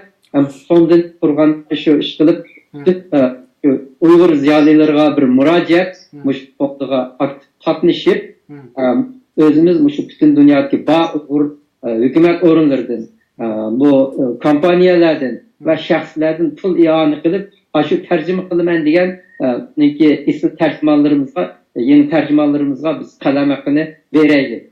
Bunda aytganda, hazırca aytganda bir betini kam degende şu bir betini tercümesiga $10'dan kam bolmasın. Şunda koğanda bu emgege layık şunda iş kılıdı. Allah razı olsun. Ben şahsen Uygur Kırındaşlık Studiyası namıdan hazırdan tatıp kollayım bunu. Eğer bunda bir fondu kuruş planları bolup kalsa, çünkü ma kırındışımız mevcuttu. Bu doğrusunda planlarımızını tepsili sözlep bersanız dep iziptiken sizler şu kitap tercüme kılış meselesinde bu tuncu kıtımlık planını şahsen ben tuncu kıtım bu programmada diyevatımız. Şahsen ben kollayma ve ben muş teşvikatını bütün ben 41'e razı bu fondununki inşallah. Allah kalırsa bu planlar. Çünkü tahminen endeminin oylaydığının fondununki hizmetçisi 3 adam buluş gerek. Onun için fonduga 3 nazaretçi buluş gerek. Bizge 6 adam gerek.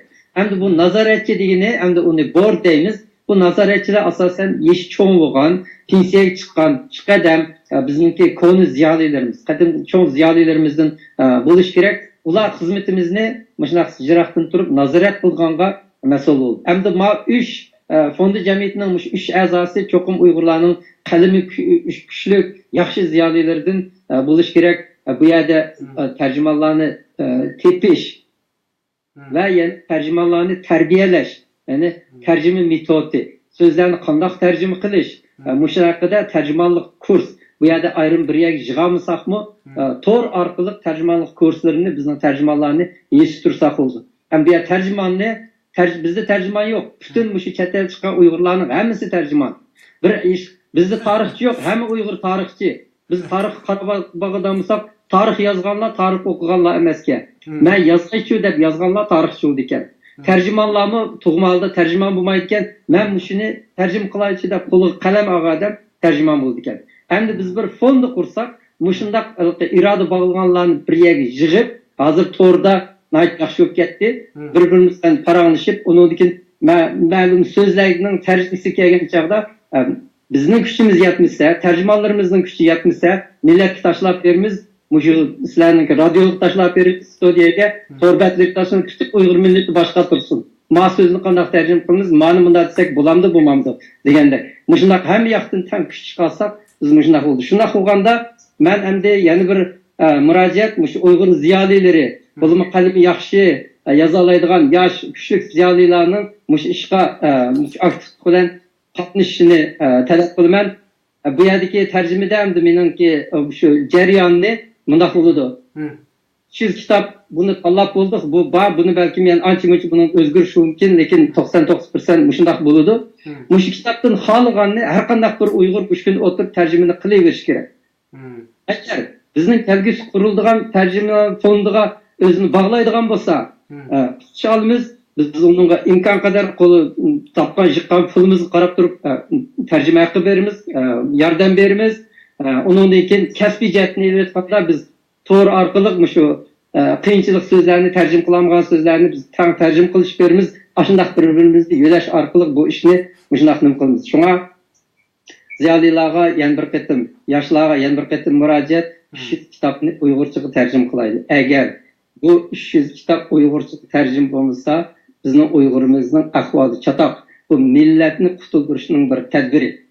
Nima uchun bu 300 kitap deysan desa, bu 300 kitap dünyadaki 13 milyon kitap ichidan her qaysi 300'den artıq her qaysi devletlerinin neşriyat, tədqiqat, akademik organları toplagan dağınıq kitapların ichidan yeni dağınıq qilib ilgab chiqargan en asaslığı Nobel mukofot komiteti bilan Norvegiya bu klub degan komitetninki chiqargan asas qilib turib, mushu asosda chiqqan ming kitapning ichidan yana qisqartib 372 mushunaq tushadi. Endi tushamaymiz.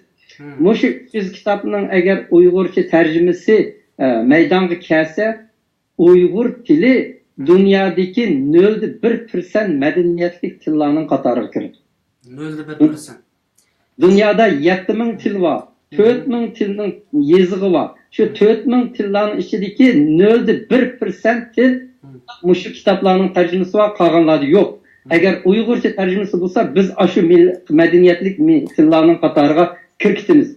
Men bir qor selishtirib baqdim.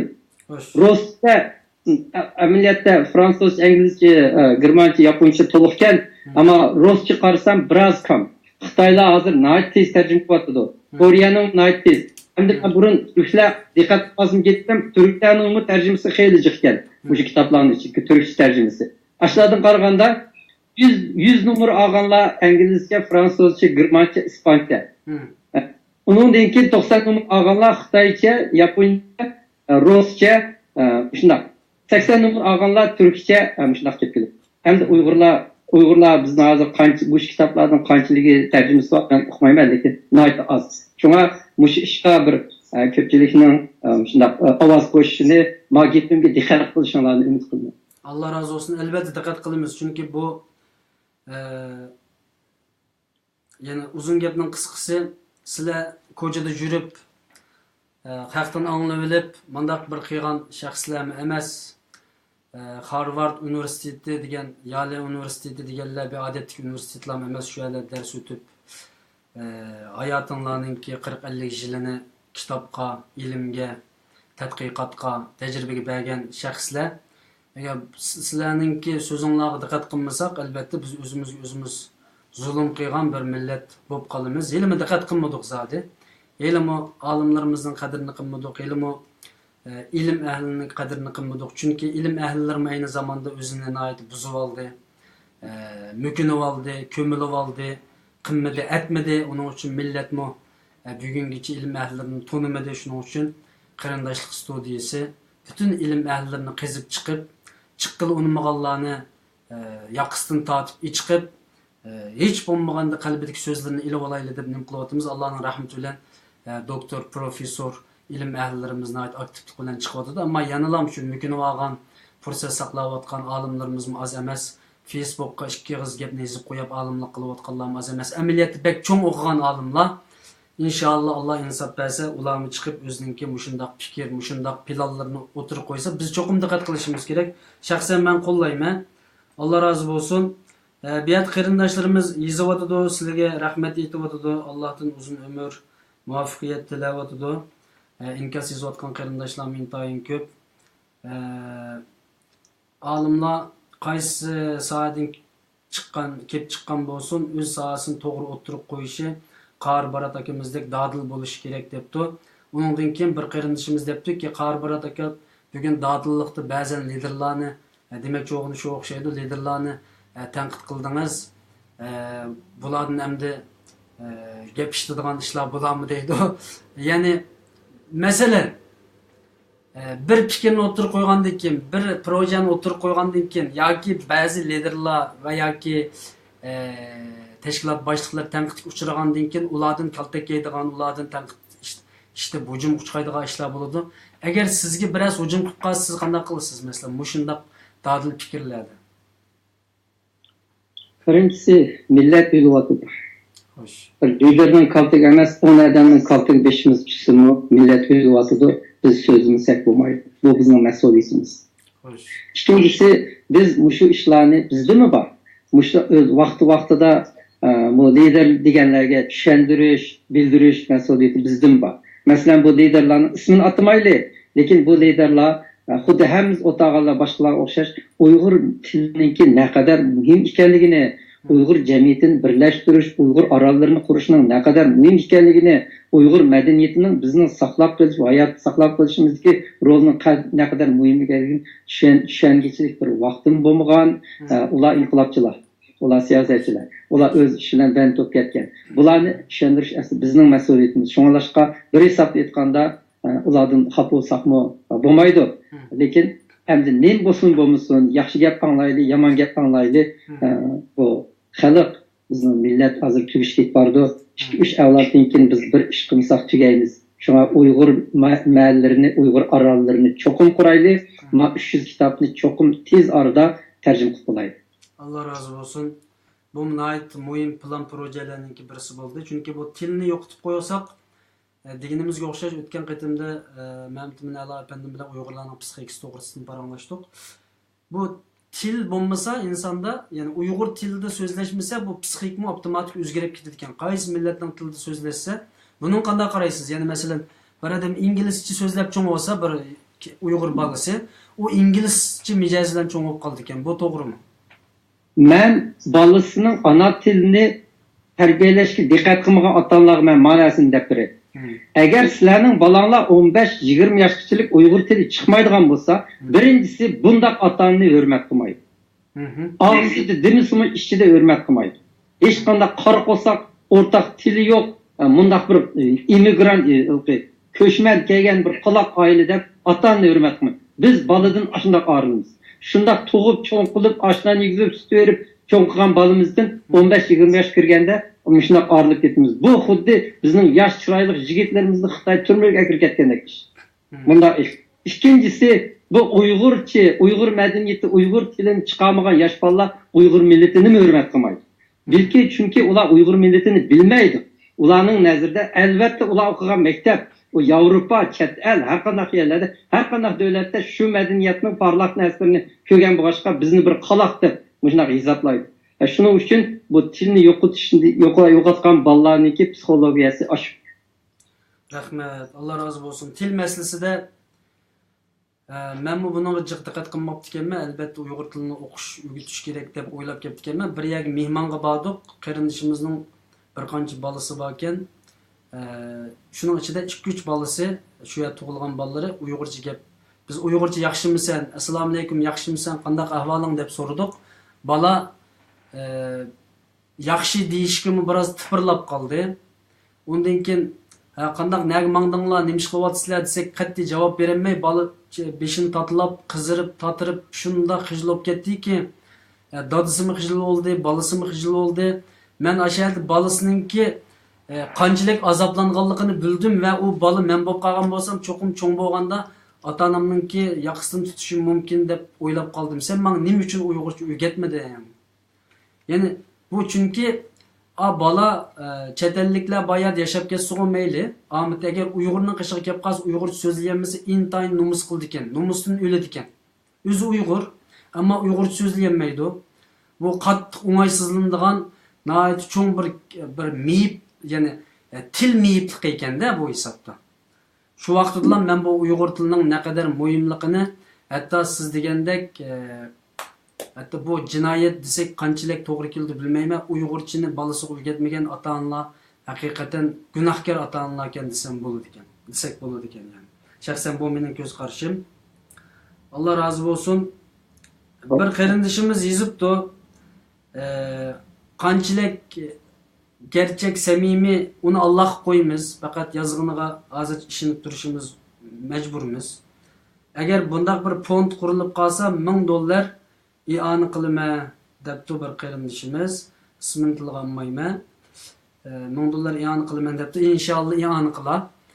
Albatta hozirdan tortib projemizningki mevasi ma'naviy bo'lsa-mu chiqyotdi. Mush so'zning o'zi nihoyat cho'ng bir javob.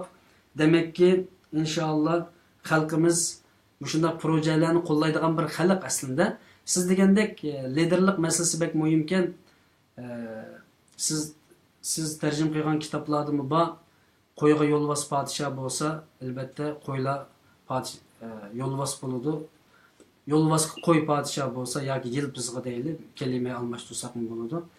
Albatta butun yilpiz qo'y bo'ladi degan mısraları var. Elbette bu Yusuf Qasacibninki mısraları deb o'ylayman, agar yodimda qolgan bo'lsa. Ya'ni liderlarninki ba'zan projelarda ketkizib qo'yganlik tufayli xalq iqtisodiy jihatdan qo'llamas bo'lib qolgan bu zamonda darhol samimiy, haqiqiy, jonliq projelarni, planlarni o'tirib qo'yib chiqib, xalqqa pul ber deydigan bo'lsak, ya'ni buning sponsor, yordamchi bo'lsak, bizning xalqimiz beradi buni. Inshaalloh beradi. Inshaalloh bu punktlar quriladi. Albatta bugun xalqning uyg'onishi bilan tashkilotlar uyg'onyapti. Tashkilotlar uyg'onishi bilan liderlarmi biroz uyg'onib, endi ishga tushib, hozir to'xtamay liderlarimiz xizmat qilyapti. Alloh rozi bo'lsin xizmat qilayotgan liderlardan. İnşallah Qahar Barat akamizningki bu planiga cho'qim qiziqadi va qo'llaydi deb o'ylayman. Hatta bugun kechda telefon qilib debmi o'ylayman sizga. Haqiqiy lider bo'lsa sizga telefon qiladi. Telefon qilib, bu ishni qanday qilamiz deydi. Chunki sizning lideringiz u va ya'ni siyosiy jihatda oldimizda ketayotgan kishilar va siz o'tirib qo'yayotgan bu plan xalqni qutuldirib olishninki, ya'ni u kasalni qutuldirib olishning asosliq dorilardan birisi. Yani aldığımızda bir ölayotgan bir insan var. Yürek kesli. Bunun birla doğru gidiyor ya iki tal doğru gidiyor. Bu doğrunun birisi din, birisi til dedik bir yerde. Ve medeniyet, kültür üçüncüsü hesaplansak mı? Çünkü din, ben bir din okuyan bir kişi bola süpütüm bilen, din şu milletin tilini, medeniyetini, örf-adetini qoğdaydigan asaslık türtküçü rol. Şunun için bizimki dinimizde Allah Kur'an'da mı biz sizlerni ve cealnakum şu'uben ve qabaile li ta'arafu deb biz sizlerni kabile millet bölük kılıp biz yarattık deb Allah Teala bizni millet kılıp yaratkan. Hiçbir insan özü Uygur bolamaydı. Her insan kafir bolalaydı, Yahudi bolalaydı, Hristiyan bolalaydı, Budist bolalaydı ama Uygur, Kazak, Kırgız, Xitay bolamaydı. Allah işte yaratkan da bunu. Xo'sh, sözümni yig'inchoqlasam, inshaalloh liderlar bundan keyin bu ishlarga cho'qim dasmiy soladi, buni ko'ngil bo'ladi deb o'ylayman. Qarindoshlarimiz sizningki fikrlaringizni qo'llab yozyapti. Liderlar siz va bizni chaqirib saylov o'tkazib saylanish shunday qilamiz. Ammo liderlarimiz o'zini o'zi saylab olib bordi deganlar bor ekan. Undan keyin Abdullah Sabit qarindoshimiz debdi, agar bu punktga siz bosh bo'lsangiz yoki bu tashkilotga siz bosh bo'lsangiz ben birinchi a'zosi bo'laman debdi. Uni keyin bir qarindoshimiz Abral Tog'lar degan qarindoshimiz arabchada tarjima qiladigan ish bo'lsa, men kuchimning yetishicha haqsiz xizmat qilishga tayyor debdi. Elbette Allah razı olsun bu qarindoshlardan. Chunki yaqinqi zamonda o'zingiz bilasiz, Misrdan kelgan minglarcha arabcha o'qigan qarindoshlarimiz nihoyat ko'p, yuzlarcha rasmiy arab tilini rasmiy pishiq biladigan qarindoshlarimiz bor, Turkiyada o'qiyotdi. Hatto Gollandiyaga 20 aylık Mısır'dan kelgan qarindoshlarimiz asos chetdan hammasi arabcha biladi. Kelib hozir men o'qiyotdi. Demak, arabchadan tarjima qilgan kitoblar bo'lsa-mu, Alloh xolisa bunga jiddiy bir tayanch kuch bor demoqchiman.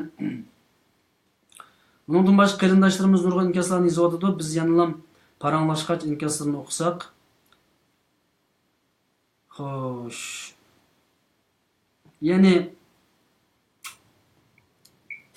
tilimiz o'zgarib ketib qolsa, masalan Gollandiyadagilar, Uyg'urlar Gollandiyacha so'zlaydigan bo'lib ketib qolsa bolalarimiz, bizning bolalarimiz Gollandiya xalqining mijozini o'zlashtirib olamdi. Ya'ni Gollandiya xalqidek urf-odatga, mijozga ega shaklda cho'ng bo'lib qolamdi. Ya'ni buni abay chiqarib bo'lgan bo'lsak, yana buni qaytadan bir so'rab qo'yay, chunki kundan kuniga eshiyotidu hozirmiz Gollandiyadami Gollandcha so'zlaydigan, ammo Uyg'urcha so'zlamaydigan bolalar.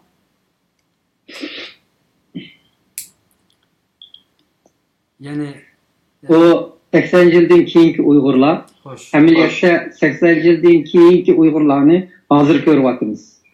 Konu Uyg'urlar dedik, masalan, Arabistonga ketgan, Yevropaga ketgan, ammo bolasi shu arab bo'lib ketgan, bolasi İngiliz bo'lib ketgan, bolasi german bo'lib ketgan, mushundaq oilalar bor.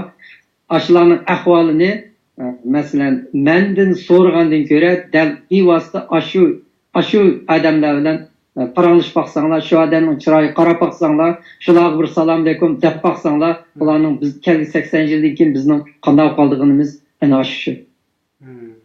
Allah razı olsun. Bir qism tarixiy shaxslarimizning tarixini qayta yozib, ularning g'uvalishib ketgan obrazini ochiqlab, ularning jangovar obrazini avlodlarimizning mengisiga qo'yishimiz kerak. Shundaqla ularningki kallasini egilib olgan chetning dangdor shaxs obrazini o'zligidan chiqib ketadi. Milliy iftixorimiz qayta uyg'onadi. Bu millatni uyg'otishdan oid yadrolik kuch deb yozibdi bir qarindishimiz. Ya'ni bu kitoblarni tarjim qilib chiqsak, o'zimizningki yozuvchilarning kitoblari qilinmasa masalan, ya'ni bu 300 kitob hamda qaysi davlatning yozuvchilari va yoki Uyg'urlar bormi shuning ichida, ya'ni bu xalqimizga bularning madaniyati singdirilgandek bir avval bo'lamdi bo'lmamdi, ya'ni bu tuyuqsiz mening kallamga kelib qolgan bir savol bo'lib qoldi. Ya'ni kitob bizni qaysi jihatdan, ideviy jihatdan tarbiyalaydi? Sual bu. Hem de birincisini unutib qoldim, ikincisi kitap tercümesi qildik. Bu 300 necha kitobning ichida Uyg'urcha kitob yo'q. Yo'q. Masalan, Sa'diyning Bo'ston bor, Jaloliddin Rumiyning bor. Anchalarda ulama oz. Endi arab farsnikini aytdi bir nechalar. Asosli ya'ni shu nima Yevropa madaniyatini asos qildi, kitoblarni asos qildi. Bundan başqa Latin Amerikada, Afrikalarda dehşet çok ta'sir qilgan bir necha kitob bunun içi var. Hem bu kitoblarningki bu oliy tarbiyaga programmasiz kirgizilgan kitoblar. Bu bir yurish, ama Uyg'urcha kitoblar yana bir yurish. Bu ikki yo'lga qarab mangdigan narsa. Oliy tarbiyaga kirgizilgan bu kitoblarning bir xususiyati, birisi bu 90 ming elgakdan chiqqan.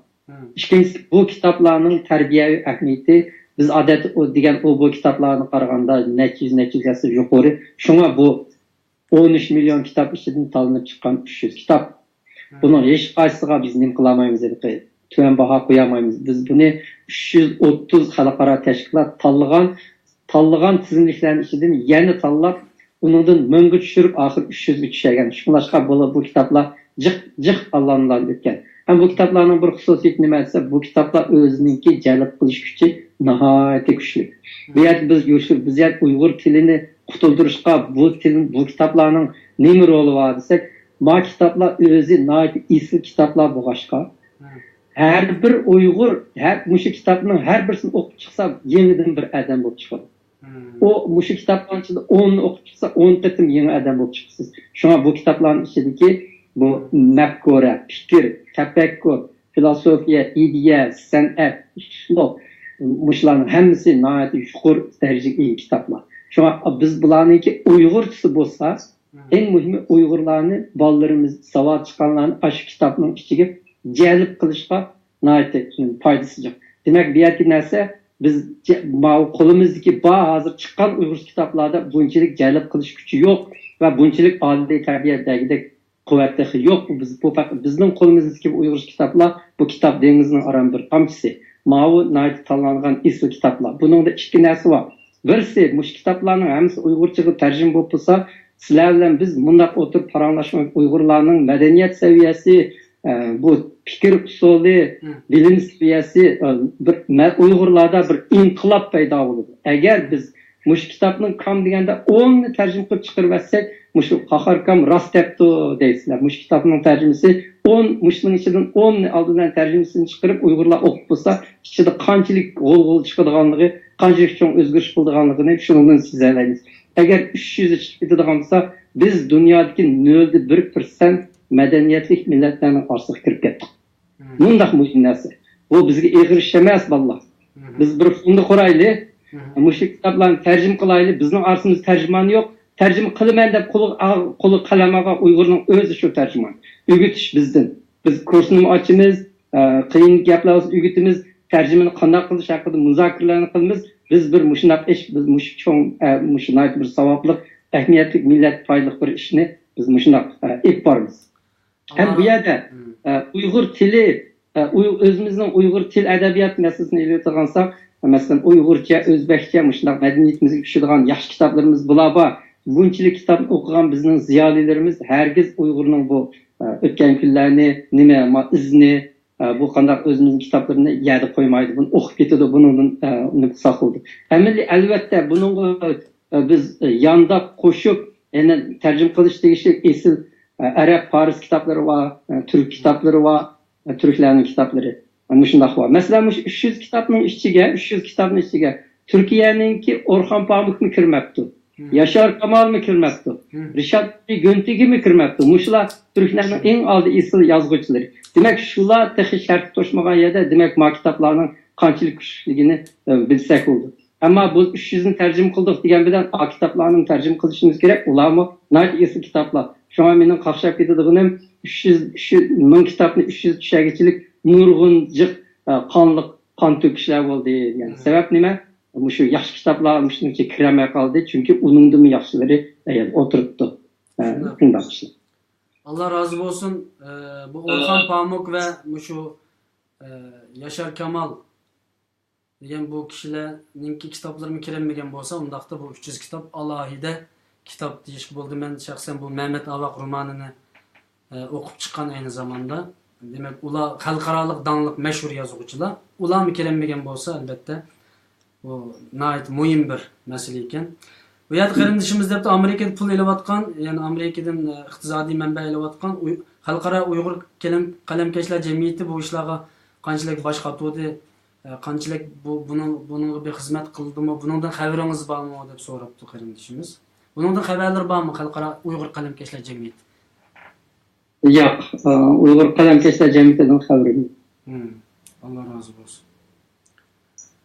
Xo'sh, undaqda vaqtimizni bir yerga berib o'tdi. Bu bizning hozir toza muzokara qilayotgan temamizga asosan yaqin gap bo'ldi. Oqshom men kechada o'tirib yozgan bir yarim bayt bir maqolamni, bu bir pishmagan maqola. Mana hozir sizlarga o'qib beray. Xo'sh. Bu maqolaning ismi Til, madaniyat va din. Hem bu fikir eliş nüsküsücümü öz emas. Şuna koşulmağa hatayalar olsa anlağanlar nüktelerimler. Okudum ha. Uygur milleti bir üç putluk vaza. Til, medeniyet ve dinimizin birisi kan kalsa bomaydı. Ve her kaysısının rolü başka. Uygur tilinin İslam bilen ziddiyeti yok. Çünkü til bir alaka vasıtası. Uygur tili bilen Uygur medeniyeti bir tukkan. Ular birli yaşap, birli ölüdü. Assimilasiyanın jarayoni mundaq. Avval tilini yo'qotish, uningdan keyin madaniyatini yo'qotish, oxiri dini bilan qilish. U chaqda biz manjolardek muzeylardagi asar atiqa va sahnalardagi o'yinlarga aylanib qolamiz. Biz bir musulmon xalq. Yiqilsak Allohning alqiniga tushamiz. Shunga bizning manjolardan farqimiz oqibatda bir yangi tunganlarga aylanib qolamiz. Bu yerdeki bir sual, tilimizni İslam saqlab qolamdi yoki Uyg'ur madaniyati saqlab qolamdi? Uyg'ur tili dastlabki qadamda islom dini va Uyg'ur madaniyati bilan tirik turdi. Tilimiz yo'qolayotgan bugungi kunda islom dini Uyg'ur tilini saqlab qolish uchun qattiq kurash qildi. Ammo u yo'l bilan saqlab qolamaydi. Bizga yana madaniyat kerak. Ammo bizning liderlarimiz jamoatni tashlab etib şikayet kılışqa çıkıp ketgili 20 yıl oldu. Til ögünüş ve medeniyet faaliyetlerine ilgi çıkmay yetiştiniz. Bu üç kişinin içinde en acizi Uygur medeniyeti. Uygur tilini bir ailimi saklap kalalaydı. Ama Uygur medeniyetini saklaşka bir cemiyet getidi. Bunun için çetellik Uygurlar öz aldığı birden güçlük Uygur arallarını kuruş gerek. Bu yerkegende Arap İslam medeniyeti toskunluk kılıp. Arap İslam medeniyeti bilen Uygur medeniyeti oturusunda cık dokunuşu var. Çoğun dinler halak kabillerine onay düşüdü. Çünkü ularda karşılık göstergedek medeniyet ve maslışmen deydiğen avarcılıklar yok. Biz dilimiz Türk, edebiyatımız Paris, dinimiz Arap ve turmuş örf adetimiz Avrupalaşkan bir halk. Uygurların İslamiyet'ten ilgirki medeniyeti kuvvetli cık idi. Endi bu yeni medeniyet kelgendikin bu ikisinin o'ttirisida qaysisini saqlab qilish, qaysisini tashlash bir ters ish bo'ldi. Uyg'urlar bir narsidi millat, chetni ko'rib boqmagan. Burun 2 milyon Uygur Namanganga berip Özbek boğagan idi. Endi 100 ming Uygur çatıp çıkıp dürrüde Müslüman boldu. İstanbul'daki Türkler görüp hayran kaldı. Vancouver'deki bir dostumuz sizge dini bosulu boldu deydi. Yalan din bilen yaşayılmaydı. Şu yögünüp Arapça yaşa etmekçi. Tügüdü. Allah razı olsun. Bu makale elbette bunun dinkin takım çok tesir kılgay dep oylayman. Çünkü bizde millilik bilen dini oturusudaki bağlanışını toğru el kılanmaslıktan ibaret bu nesini milli ziyalilerimiz biraz iç bir iş terişi oldu ama bizdeki din ademlerimiz, alim mollalarımız bu cihette ciddi bir halkka bu millilik degen mavu, dinilik degen mavu, millilik bilen dinilik oturusudaki bağlanış mavu aslında birbirini chetga qaqadigan. Çünkü millilikni yaratgan narsa din deb qarayman shaxsan men. O Alloh agar ishindag'anlar bo'lsak, Alloh dinninki manbini qurg'uchi bir zot bo'lgan bo'lsa, millatni Alloh yaratgan, urf-odatni Alloh yaratgan. Masalan, keyingi zamonlarda ham bu Peygamberimizningki masalan ba'zan sahobalarning o'zining millatining nomlarida Salman Farisi deymiz. Ve yak unudun başka nurgun sahabilen özünün milletlerinin namılları da atagan. Hazırgıça Arap dünyası nurgun çirkevla yani Yahudiler özünün dininde kalgan, Hristiyanlar özünün dininde kalgan, nurgun milletler özünün tıllarından kalgan. Arap Kur'an'dan ve hadisten hiç kanda bir yerde bir millet özünün tilini Arapçıga özgertiş gerek deydigan bir mi ayet, bir mi hadis tapamayız. Mesela Uygurlarga nokul nimqaysak, Uygurlar Müslüman boluş süpütü bilen Kur'an-ı Kerim'nin hükmü boyunca Uygur tilini taşlap yoki Arap sözleş gerek. Ya kitaplarını Arap çiziş gerek. Degen bir gapni tapamaymiz ama bizning alimlarimiz nemish nim bo'ldi. Mayli Mahmud Qashqari, mayli Yusuf Qasajib o'zining kitoblarini boshqa tillarda yozgan ekan. Hamda u ayrim bir deyishadigan masala. Hamda ularmi taqvo musulmon ama kitaplarını Arapça ve başka tillarda ve nurgun alim Uygurlarmı özünün kitaplarını Parisçe yazganken hem şu zamanda nemişler yüz berdi onu bilmeyimiz. Ama dinin özü de Arapleş deydiğen bir cümle yok. Arapça işlet deydiğen bir narsa yok. Eğer bop kalsa oturuğa çıkarsak oldu inşallah. Rahmet. Bizden kırındaşlarımız toxtumay inkaz yazıvatıdı. Kırındaşlı intayın ciddi sizin sözlerini anlavatıdı. Allah xalası bu maqalalarininki pütüp chiqqan vaqtida cho'qim yana bir programmamizda o'tirib bo'z bir qancha olimlar bilan bo'lsa diniy olimlarni bir qanchani nim qilib men shaxsan mushu din bilan milliylik orasida biz bir jipni faqatla bog'layolmayapmiz. Bugungi shaxsan men ashta deb qarayman. Inshaalloh buni bog'lab o'talisak bu biz uchun cho'ng bir g'alaba hisoblandi.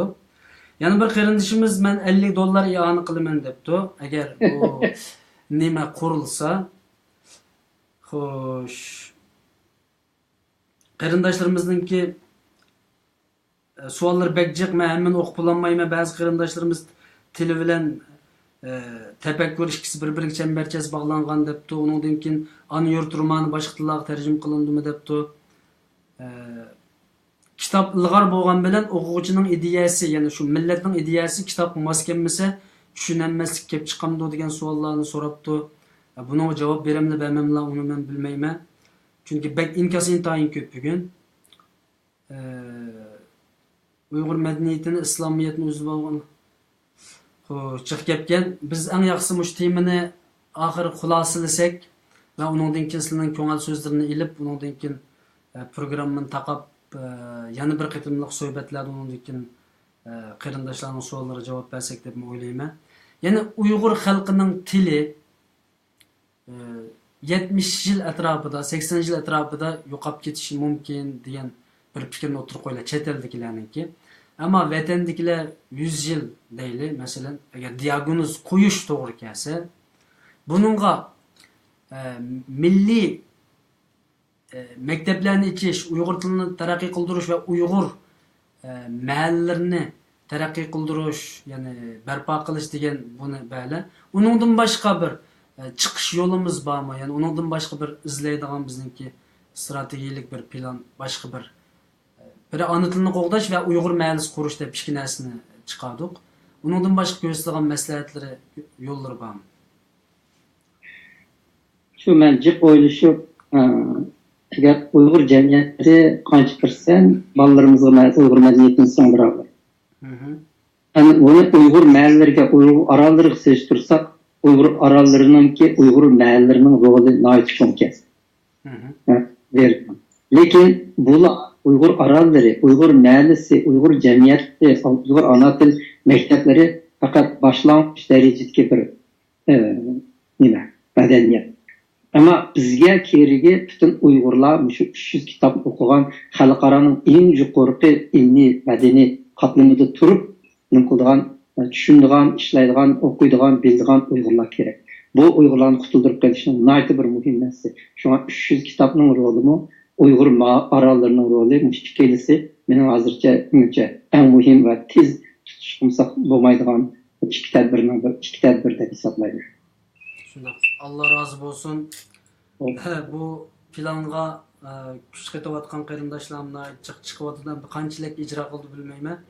Hatta bazı qarindoshlar, bir qancha qarindishimiz yozibdi, biz maoshlarimizdan % ayirib buni bir ishga tushirishga, qaharkamga bizim kuch qo'shsak debdi. Undan boshqa bazı qarindoshlar haqsiz xizmat qilgan bo'lsak debdi. Bir qarindishimiz yozibdi, qaharkam ko'milib qolgan oltinkan, bu akimizdan Allah razı olsun debdi.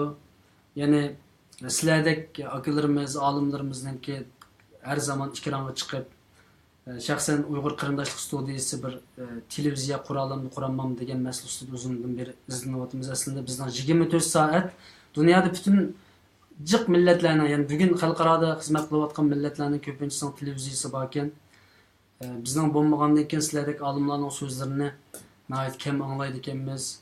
Hem bizde fikir çaçqulligi bo'lganlik uchun o'ylanib turib, markazlashib turib fikrlarga diqqat qiladigan avval biroz tuvan bo'lganligimiz uchun masalalarga menda markazlik qarayanmay hozirgacha chiqish yo'limizni topolmay namoyish qilamiz, yig'in ochamiz, akademik tashkilotlar ancha-muncha maktablarni yoki madrasalarni ichib qilyotdi. Ammo yanalam vallada millatni boshlaydigan bir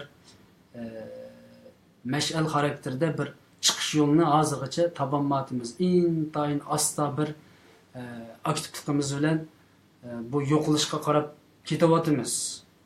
Shuning uchun mana shunday konkret planlarni ishga oshirish sizlardek akalarimiz nihoyat kuch chiqarib bersa inshaalloh yaxshi bo'lib ketadi deb qarayman.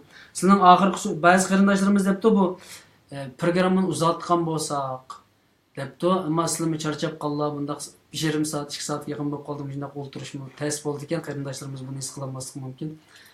Oxirgi so'zlarni olsam, Uyg'ur xalqiga, Uyg'ur qarindoshlarimizga qandaq bir ko'ngil so'zlari bor? Undan keyin programmani yaratamiz. Oldi bilan bu Tajalli apamning mushundaq yaxshi bir programmani studiyani qurib chiqib, shu o'ziniki shundaq aldirash xizmat qilmish, hayotmishlarni maqsaddan ajratib shundaq natijalik bir ishni qilganiga nihoyat xushal. Bu albatta bizningki millatimizning madaniyat saviyasini echishga, millatimizni bilishga jiq foydasi bor. Shu oldin studiyaga rahmat aytaman. Yani Abayt'ın Tajalli efendim okup etti bir qancha qarindoshlarniki yaxshi fikrlarini. Ben shundan ko'ryapman ki qarindoshlarimiz tushunyapti. İşinin muhimligini tushunyapti. Biz qilaydigan ishniki savobligini bilyapti. Shunga men buni aytdim, shu suhbatdan bir ilhom oldim. Hamisi bundaq bo'lsin. Men bir oddiy izamniki shundaq programmani, shundaq bir fond qurish, tarjimonlik fondi qurishni bir narsani yezib chiqay. Onun için yana bir qatim ko'rishaylik shu nimada, shu studiyada. Buni el ochiq-oshkor e'lon qilay. Ko'pchilik chiqib shu nima qilsin, fikr bersin, aktiv holda ovoz qo'shsin. Ham shuning uchun ham bu yerda deydiganim, yana birisi bizning qalamkashlarga, qo'l qalam bor Uyg'urlarga hozirdan mening beradigan maslahatim yoki iltimosim. 300 kitobning tizimligini Facebookda chiqarib oldik. Shular qarab turib biz yaxshi ko'rdigan, mushuni men qilay deydiganlarni qo'linglar olib tarjimani boshlayveringlar. Biz mushuni qurib chiqayli. Sizlar bunchalik qo'llagan yerda, Tajalli apandimning studiyasi bunchalik qo'llaganni, mundaq bir fondni biz qurib chiqa olamiz. Bu mening qo'limdan keladi. Men bu shuning loyihasini sizlarga chiqaray. Mushu bo'lsa mushu yil ichida bu narsani bir amalga oshiraylik. Lekin Uyg'ur xalqiga, Uyg'ur yoshlarga, Uyg'ur ziyolilariga mening iltimosim hozirdan boshlab tarjimani boshlab beringlar. Ish qilib biz oxir sizlarni qo'llaydigan bir kuchga, bir darajaga, bir fondiga erishimiz. Rahmat. İnşallah Allah razı olsun. Ko'ngil so'zlari yanalam shu xizmatni tashabbus qilgan bo'ldi. Albatta shu kitob o'qishni tavsiya qilish yuzidan Uyg'ur qarindoshlik studiyasi bir qancha qatim mukofotliq kitob zihin sinash faoliyati o'tkazdi. Yaqinda oldimizda yana bir zihin sinash faoliyati o'tkazamiz. Undan boshqa yaqinda bir ma'lum bir organ ismini unutib qoldim, yodim ekanmidi. Shu mukofotliq kitob o'qish faoliyati oldi 1000 TL oyog'i 700-500 qilib o'taq mukofotlik nimsini Facebookda e'lon qilganligini ko'rdim. Alloh ulardan rozi bo'lsin. Yani keyin qaytimliq suhbatda bu kitob o'qish nima uchun bizda keyinda qoldi va kitob nima uchun kitob o'qimaydigan bir millat bo'lib qoldik degan masalalarga yana sizlardan biroz konkretroq javob berishni xohlayman. Bundaqda bütün qarindoshlardan Alloh rozi bo'lsin. Qarkammi biroz charchidi. Yana bir qatimliq programmada inshaalloh ko'rishimiz. Albatta bu altın so'zlarni anglab qo'yibla biz sizlarni qo'llaymiz deb qo'yish bilan kifoya qilmaydi. Bu so'zlarni chet elda yashayotgan bütün Uyg'ur xalqimizga anglitishimiz kerak. Anglitish uchun bu ham bahrilash konopkasini besish kerak. Taxminan meningki har bir qatimliq suhbatimni naq maydonda 4-5 ming odam eng tövünni 2-3 ming odam izlab ko'ryotidi naq maydonda. Undan keyin 15 ming 15-20 ming odamlarga chiqyotidi va YouTube boshqa kanallar orqali. Ammo bu nihoyat az bir son. Har vaqt men bundan bek umidsizlanaman. Nima uchun? Olimlarning so'zlarini bir hambahrlab qo'yish uchunmi bir yordam qilmasa bu millatdan biz nima kutamiz deb ba'zi intayin umidsizlanib ketaman qarindoshlar.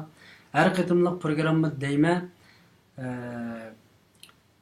Hambahrlash konopkasini besib qo'ysak, olimlarimizning so'zi yana bir uyning ichiga kirdi, yana bir qarindishimizningki quliqiga anglandi. Bu yakamligimiz oson emas. Buning uchun tashviqot xizmatida biz bilan hamkorlashib berishinglarni umid qilamiz. Sizlarni biz iqtisod talab qilmadik, boshqa narsa talab qilmadik. Faqat shu suhbatlarimiz, olimlarimizning so'zlari taxim ko'p insonlarga yetsa, savobni taxim ko'p olsak, xizmatni taxim muvaffaqiyatli qilsak deganlar umidimiz bor aziz do'stlarim. Alloh hammangizdan rozi bo'lsin. Agar boshqa bir alohida so'zlar bo'lmasa, programmani oyoqlashtirman.